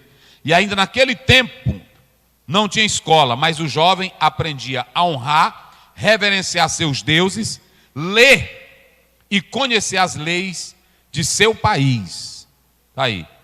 Lembrando que o ideal da educação romana era transformar ou educar para ser um herói, como militar. É por isso que quando você pega a história de Roma, cada militar ia lutar para ser grande, para ser famoso. Qual é o ideal da educação? Estão aí, dos povos antigos. Pode passar. E por fim, a educação dos tempos modernos. E a educação dos tempos modernos, pastor Zé, o que é que nós temos hoje para essa educação nos tempos modernos? Nós colocamos aqui que nos tempos modernos não se pode negar os avanços da educação, tecnologia, escola, prédio, internet, quadro. Acabou aquele negócio de quadro. Esse aqui, olha. Aqui nós ainda estamos usando, estamos fracos. Olha, isso aqui já acabou. Para ele não tem mais vantagem não isso aqui. É uma nova tecnologia. Na hora que você acende, o quadro acende. Eles quase não usam mais isso aqui não. Isso aqui não tem não. Agora, se vocês analisarem, desde o momento que o Brasil sai de ser a colônia de Portugal, que se torna república, aí vem o decreto 119 de 17 de janeiro de 1890. Esse decreto diz assim: a república é um país laico. Irmão, isso aqui foi a maior vitória para nós. É aqui que eu queria chegar para vocês. Nenhum de nós oramos lá atrás para o Brasil ser um país laico. Mas na hora que se tornou república, recebe isso aqui. E o que é laico, pastor? Vocês estão ouvindo falar muito nisso. É que não tem uma religião confessional. O Brasil não é confessional. Não tem, por exemplo, uma religião oficial. Não, aqui no Brasil... Pronto, se a pessoa quiser seguir o candomblé, segue o candomblé. Se a pessoa quiser seguir a nossa crença, segue a nossa crença. Como a fé não é imposta, o Estado não pode impor e nem eu posso impor, cada um escolhe o que quer ser. Agora, prega o Evangelho e o Evangelho tem poder de transformar vidas. É ruim quando um presidente da República, ele tenta transformar a religião oficial dentro do seu país. Vocês já imaginaram? Eu fui aqui no Peru, lá tem a igreja que o Estado declara. Lá eles aceitam, tem outras igrejas, mas quando não, essa aqui não é a igreja oficial. A igreja oficial é a igreja fulana de tal. Isso não é bom. É bom a igreja, é bom o país ser isso aqui, laico. Viu? Não confessional. Não tem uma religião oficial. E aí vem o artigo 19 da Constituição, inciso 1º. Olha como é bonito isso. É vedado à União, aos estados, ao Distrito Federal e aos municípios. Inciso 1º, estabelecer cultos religiosos ou igrejas. O Estado não pode fazer, está na Constituição. Foi uma conquista para nós, irmão. Subvencioná-los, embaraçar-lhes o funcionamento ou manter com eles ou os seus representantes relações de dependência, ou também não pode, nem presidente nenhum. É por isso que eu respeito as autoridades, trato bem, mas não é meu direito aqui estar mantendo relação para negociar com a igreja. Rapaz, tem crente que não presta atenção nessas coisas. Está aí. Ressalvado na forma da lei, a colaboração de interesse. Tem uma pandemia. Pastor Aziel, nós vamos precisar, o prefeito diz, das dependências do templo para vacinar. Está correto ou não? Nós vamos depender das salas da igreja para desenvolver um projeto de uma palestra social. Sim ou não? Pronto. Irmão, não tem coisa melhor do que essa. Agora, cada macaco no seu, foi assim que a Constituição Federal fez. E nós não entendemos isso. Negócio sério. A igreja, olha o que diz Pércio Santo de Oliveira. A igreja, de modo geral, os membros deverão participar mais ativamente dos grandes problemas sociais. Eu, como pastor, o irmão, como membro, fora do púlpito da igreja, fora da igreja, eu tenho que participar dos problemas sociais. Eu não posso fugir dele. Econômicos e culturais da sociedade. Não só para dar apoio moral aos crentes, mas também para ajudá-los a resolver os problemas atuais. Rapaz, isso é lindo. E aí a gente finaliza aqui. E os protestantes fizeram o quê? Porque a igreja católica fez tudo. E os protestantes, nós, juntamente com Lutero, fizemos o quê? Fizemos uma coisa que nós devemos nos orgulhar dela. E eu vou mostrar aqui para vocês. Onde é que está ali?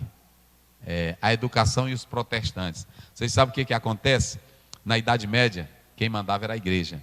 No período da colonização, quem mandava era a igreja, inclusive expulsando missionários e quem pregasse o evangelho. Porque só quem tinha poder era a igreja. E aí o que acontece? Quando chega a Idade Moderna, nós podemos analisar. A igreja deixou de ter o seu poder na educação. E sabe quem é que vai contestar grandemente esse poder? Os protestantes. Fomos nós, irmãos.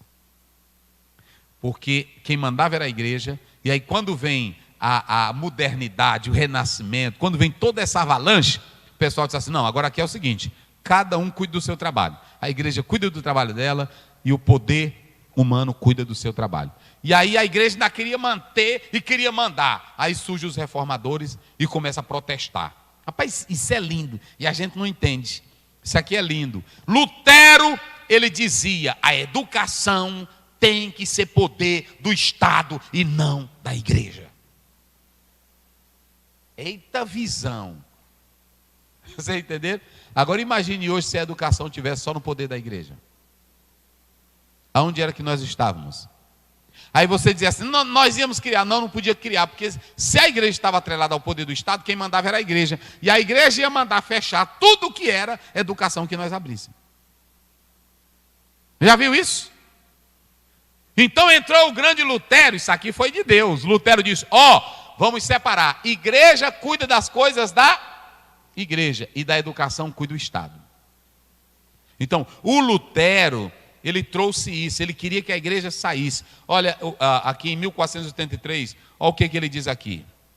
Martinho Lutero, a educação deveria se libertar das amarras que aprendiam dentro da igreja e se subordinando ao Estado. Só o ensino poderia atingir todo o povo, nobres e plebeus, ricos, pobres, meninos, meninas. Caberia ao Estado tornar a frequência à escola obrigatória e cuidar para que todos os seus súditos cumprissem a obrigação de enviar seus filhos aonde? Pegue um texto da Constituição Federal e leia. É dever do Estado promover a educação. Isso vem de Lutero. Olha o que os protestantes fizeram. É assim, meus irmãos. Então, aqui você vê o trabalho dos protestantes. Aí o Estado entrou em cena, pegou o que Lutero disse, e aí o Estado começou a entrar em cena e organizar seus sistemas de escolas. Vocês viram até agora que eu falei que a escola estava atrelada ao poder de quem? Da igreja. E aí agora vem os protestantes e aproveita a brecha ali da modernidade e diz, não, a escola tem que ser do Estado. A igreja não tem que ensinar matemática. A igreja não precisa ensinar física. Tu não vai subir no céu só porque tu é matemático. Tu vai subir porque é lavado pelo sangue de Jesus. Não é assim? Tu não vai subir no céu para o céu porque tu é biólogo. Tu vai subir porque creu em Jesus Cristo como Filho de Deus. Então lá fora, os professores ensinam geografia. Tem pastor que quando vai pregar, ele quer pregar geografia. Ele quer pregar problemas geográficos. Eu estou dizendo assim, mas eu preguei muito tempo assim também. Mas depois eu larguei isso. Depois eu larguei isso. Eu pregava, queridos irmãos, não se assustem. O homem é um ser, ele tem fósforo, ele tem potássio, ele tem energia no corpo. Ele pode acender 300 lâmpadas no corpo porque ele tem energia. Imagine você com 208 ossos, 500 músculos, 18 litros de sangue, seu pulmão pesando, 150 no ar. Aí eu dizia tudo isso. Hoje não tem necessidade disso não. Já passou essa foba velha. Eu prego o texto mesmo, que é o mais interessante. E quem quiser dar aula de geografia, dê aula de geografia. Quem quiser dar aula de ciência. Mas aqui na igreja é tratar da vida eterna. É da palavra de Deus. É por isso que se o professor não souber, eu posso aliar. Eu estou em um trabalho, numa pesquisa, eu estou dando uma palestra. E se envolve isso ali, eu posso falar. Por exemplo, se eu vou falar da beleza do universo, eu posso descrever com a geografia, não é assim? Mas não é o meu alvo isso. E aí, a igreja, Lutero, fez isso, batalhou para a educação sair do poder da igreja e ficar só com o Estado. E aí eles começaram a incentivar, e daí separou-se a igreja do Estado, e as escolas ficaram para o Estado e a igreja. Hoje nós podemos abrir escolas. Os judeus têm as suas próprias escolas, e assim. Só que também vai ter um pequeno problema. Qual é o problema? É que dentro de uma escola do Estado, se eu sou um homem de Deus, eu vou influenciar a crença das pessoas lá. Quando eu faço como os judeus, passo a me trancar no meu próprio universo, eu não vou ter contato com as outras pessoas lá de fora. Então, é você que tem que nular, amarrar mentalmente e fisicamente, e você pode ir para o Egito, pode ir para a Babilônia, e lá você pode ser uma luz para falar de Cristo Jesus. Digamos que se todas as igrejas tivessem as escolas, iam nelas estudar os filhos de crentes, sim ou não?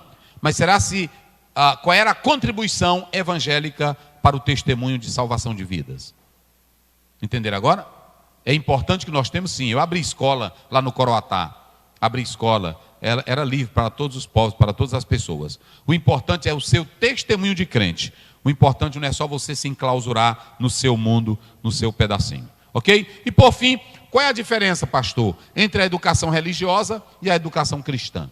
Simples. A educação religiosa, ela vai falar que a vida é sagrada. Você tem que ter educação religiosa. Ela vai falar sobre Deus, mas ela vai falar como Deus autor da vida, como o Senhor. Ela vai tratar sobre as religiões universais. Essa educação religiosa, ela vai tratar sobre as questões de intolerância. É para isso que serve a educação religiosa. Não é para se intrometer na vida de ninguém. Agora, a educação cristã, quem dá é a EBD. A educação cristã, quem dá é a EBD. Lá fora você não vai ensinar educação cristã na escola. Você pode ensinar educação religiosa. Agora, dentro da igreja, nós damos a educação cristã. Isso é muito importante. Essa educação cristã, na verdade, Charlotte Taylor, ele diz: é o processo pelo qual uma pessoa se desenvolve no seu conhecimento de Deus e em Jesus Cristo. Na educação cristã, você vai ensinar a Bíblia, os princípios espirituais, vai ensinar sobre Deus, sobre Jesus Cristo. É isso que nós devemos fazer. Então, queridos, façamos isso. Vamos viver essa realidade, esse trabalho, e Deus vai nos dar vitória em nome de Jesus. Amém? Quem diz glória a Deus? Pronto. Há alguma pergunta? Pode falar aí. Vocês têm alguma? Já está no ponto aí só para nós dar um geral do projeto? Do Nota 10?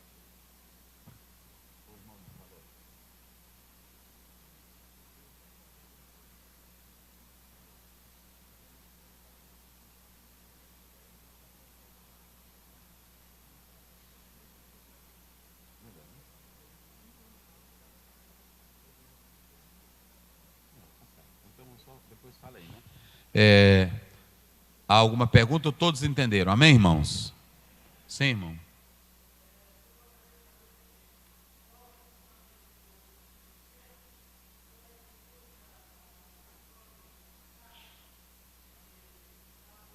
Leva ali o microfone para ele ali, fica melhor. Cadê? Bem aqui, ó, rapidinho. Só um minuto, irmão.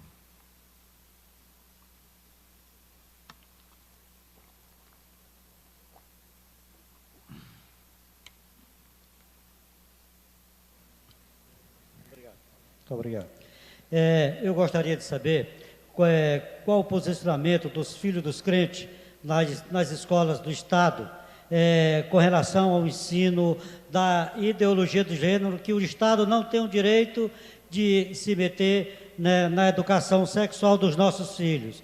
E eu gostaria de saber qual a posição, como deve ser o comportamento dos nossos filhos, dos crentes, o posicionamento dos pais nesse quesito, e também da igreja nesse quesito também, com relação a essa questão, que é uma questão muito séria, que o Estado não tem o direito de se meter nessa parte educacional dos nossos filhos, que eles deverão aprender em casa. Mas, pelo panorama político que nós estamos vendo aí, vai acontecer isso aí no próximo ano.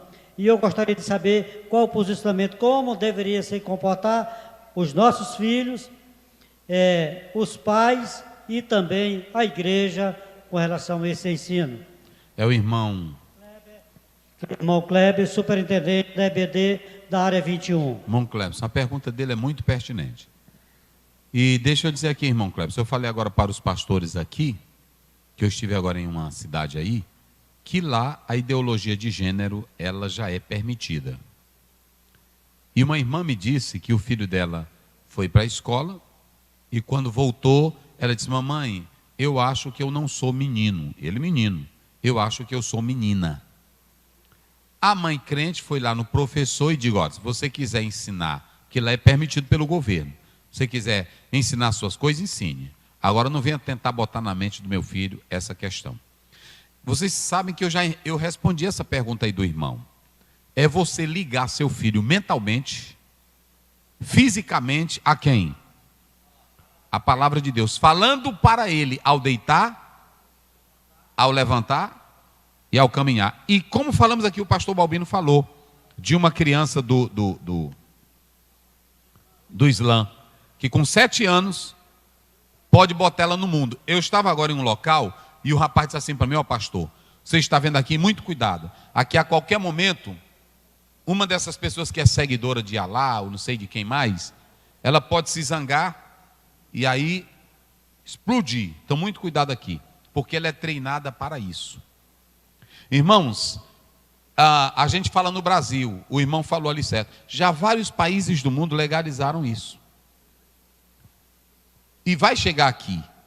Agora, se nós tivermos a força da palavra e blindar a nossa família com o ensino verdadeiro, teu filho nunca vai deixar se dominar pela cultura do Egito, pela cultura da Babilônia. Agora, como é que vamos fazer isso? Fortalecendo os cultos domésticos, viu, irmão? Culto doméstico, oração, amor para com os filhos e o ensino verdadeiro da palavra. E não é ele sendo grande não, é começando logo dele pequeno. Que aí o Piaget dizia que quando a varinha é novinha, você entorta ela para onde você quiser. E quando vira um pau, quem é que entorta pau? Aí é só no serrote, não é assim? A varinha você bota para onde você quiser. É assim. É por isso que eles querem aplicar a ideologia de gênero lá na criancinha. E não, manda botar no nordestino velho de 40 anos. Diz para ele que ele não é homem. Vai lá e diz para ele, rapaz, eu acho que tu é menina. Diz para ele.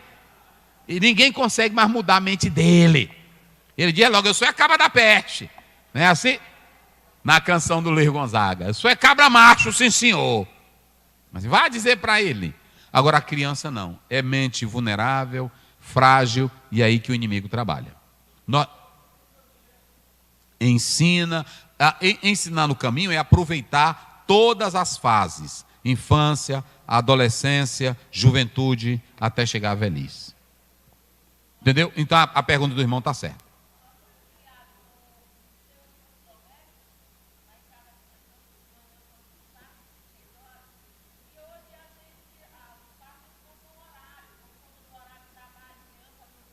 É.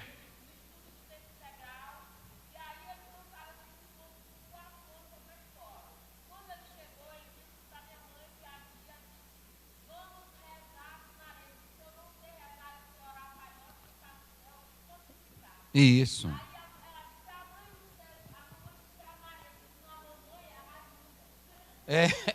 Se você treinar bem, é isso que, irmão, nós estamos fazendo muita zoada. Como é que o povo diz? Tempestade em copo d'água. Agora, como a irmã falou aqui, ela está falando certo. A irmã Ruth está falando certo. Se você, por exemplo, a pressa da vida, o desejo para ganhar dinheiro, a mãe não ora, não faz culto doméstico, a bicha só quer ser bonita. É cuidando o tempo todinho só das unhas e do cabelo. Aí não para um tempo para chamar a família no celular, o WhatsApp o dia todo. Como é que vai fortalecer a família? Me diga. Aí é que está o problema.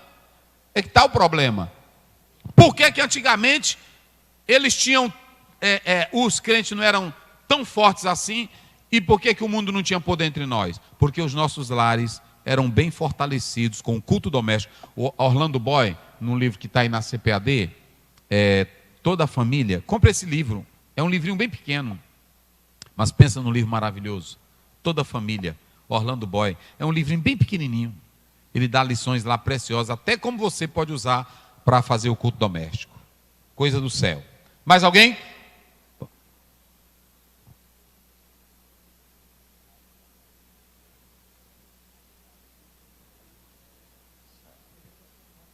Isso, tá bom. Olha, o pastor Wagner vai dar aqui agora uma palavra, e depois o pastor Zezinho, com toda a equipe da educação, eles vão trabalhar nas áreas, ou vão reunir em polos, não é isso? Para implantar, primeiramente, dando esse treinamento para todos os professores. Vamos lá, pastor Wagner. Cadê? Diga, irmão. Só mais essa aqui a gente encerra.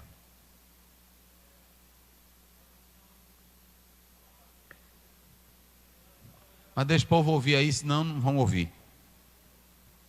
Sim. Meus irmãos, a paz do Senhor. Nós estamos, notadamente, diante de uma nova geração de líder que vem surgindo. Isso. Uma geração passou e outra está surgindo. Ela está surgindo num contexto diferente.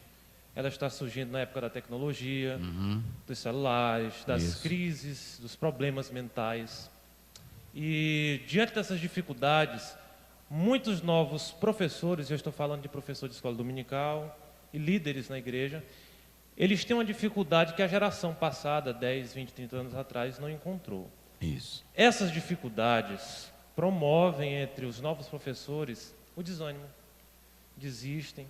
Eu acredito que até os pastores que estão aqui, eles podem dar relato disso, que está chegando no final do ano, uma enxurrada de líder entregando, o professor entregando, porque está desanimado. Nós sabemos que a perseverança é importante para continuar, mas é bem verdade que deve existir algumas chaves que possam encorajar os novos professores. A nova geração ela precisa se fortalecer, pois senão a próxima estará perdida.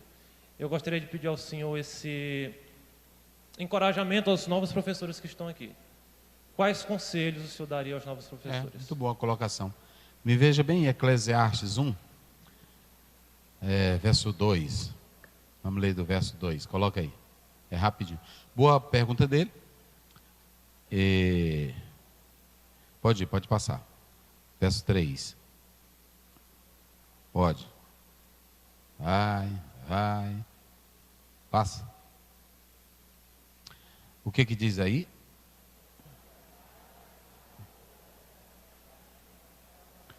Uma geração vai. Não, só quem tem boca, irmão. Bora lá. Uma geração vai.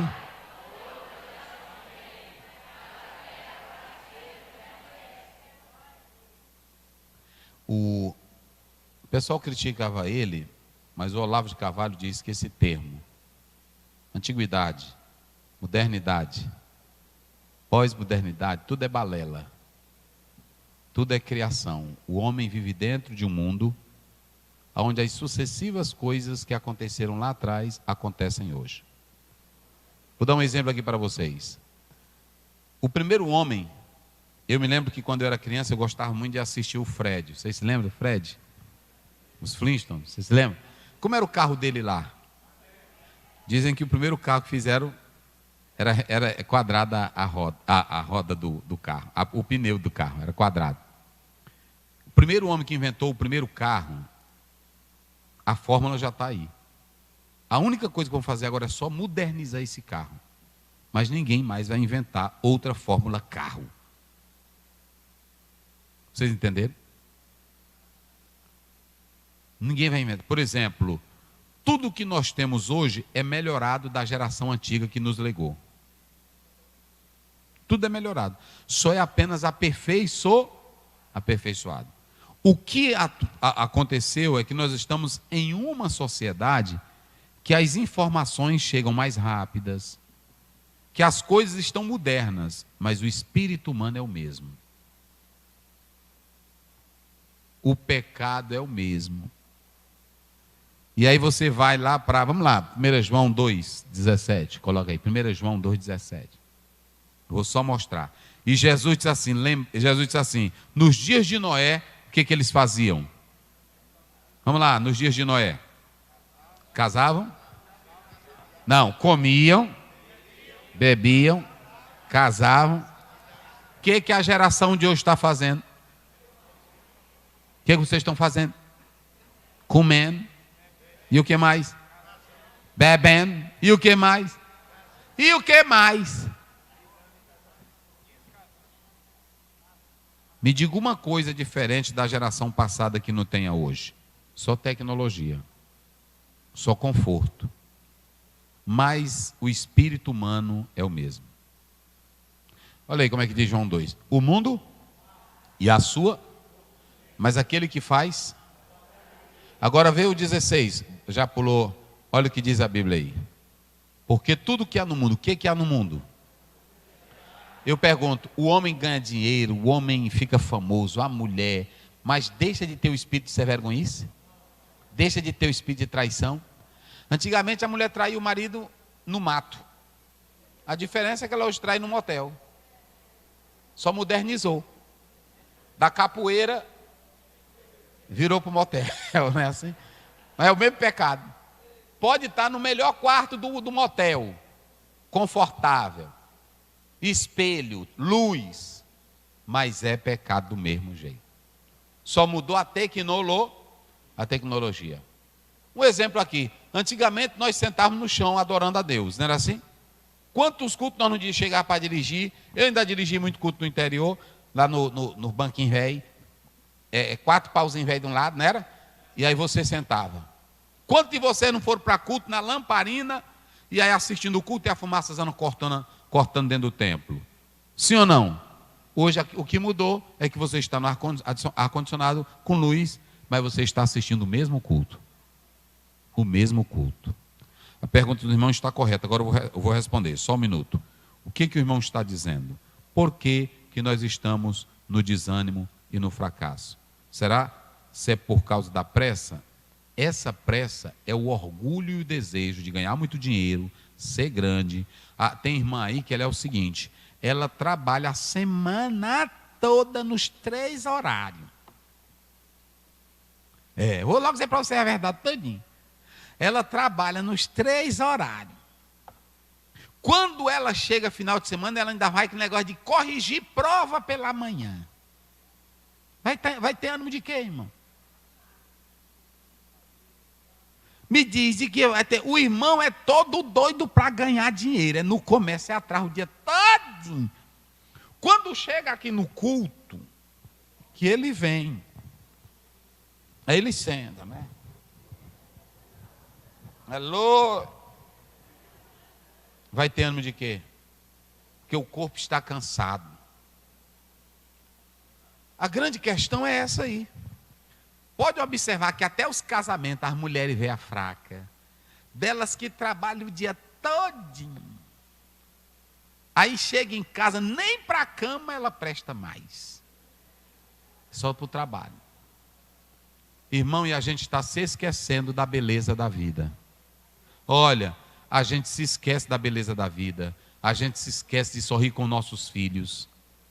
Esse negócio de um monte de filho aí, com depressão e querendo se matar, ausência de amor, ausência de companheirismo. Antigamente o pai vivia no interior só com a toucazinha e ia caçar. Ia embora, meu filho, não era assim? Levava o menino mais ele, o menino aprendia tudo. Hoje os pais não andam mais com os filhos. Aí está aí. Aí o que é que acontece? Se nós não tivermos desejo de servir a Deus, olhar para a vida eterna, não vamos ficar como a mulher de Ló. E Jesus disse em Lucas 17:32, lembrai-vos da mulher de Ló. As muitas... Mas, rapaz, está bem aí, me veja aí, eu não trouxe... Me dá aqui a Bíblia aqui, essa outra aqui, uma Bíblia aí de vocês. Vou mostrar bem aqui, já. O irmão, na hora que pergunta, o Espírito Santo vai dizendo, rapaz, vai lá para ele naquele texto. E eu digo, é lá, Espírito Santo. É assim que ele faz, lembrará. Não é assim? Agora, aí a pessoa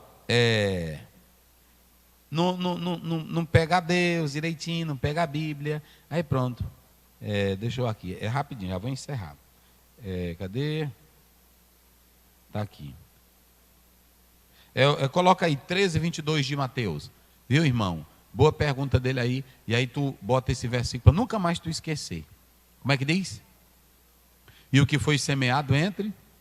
É o que houve o quê? Agora diz vocês aí. Não, lê direito. Mas os cuidados, doido para ser rico, só para ganhar dinheiro, para ser famoso.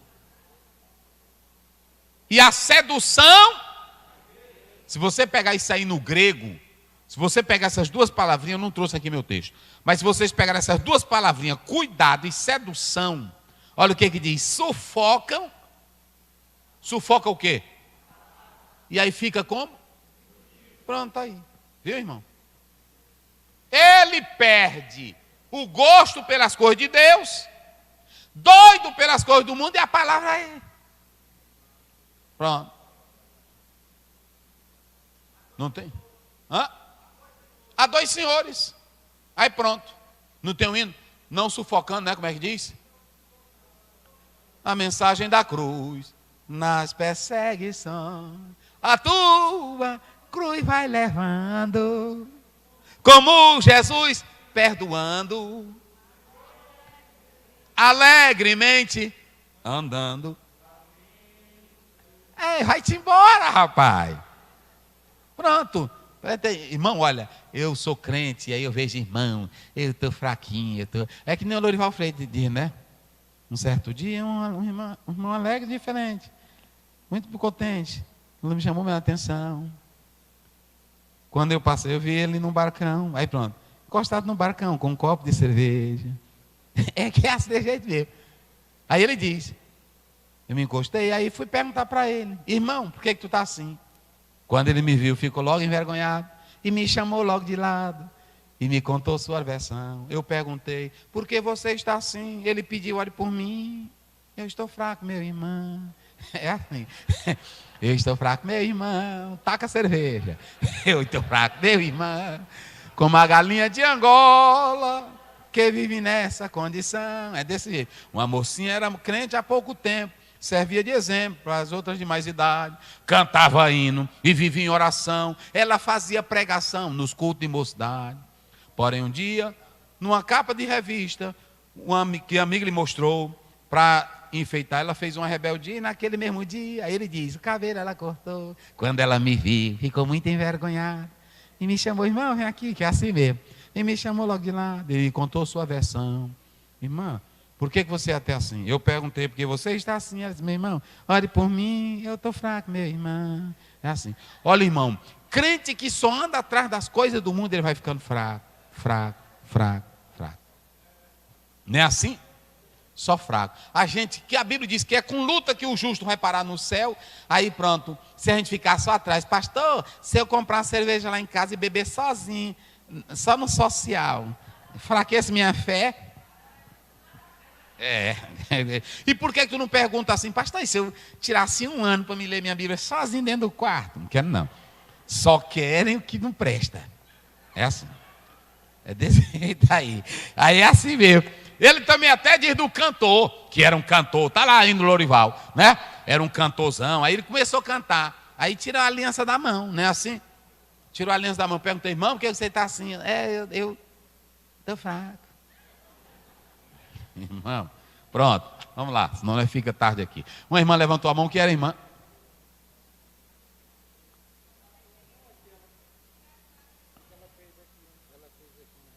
Sim. Para complementar a resposta dele, como por exemplo. Sim, é que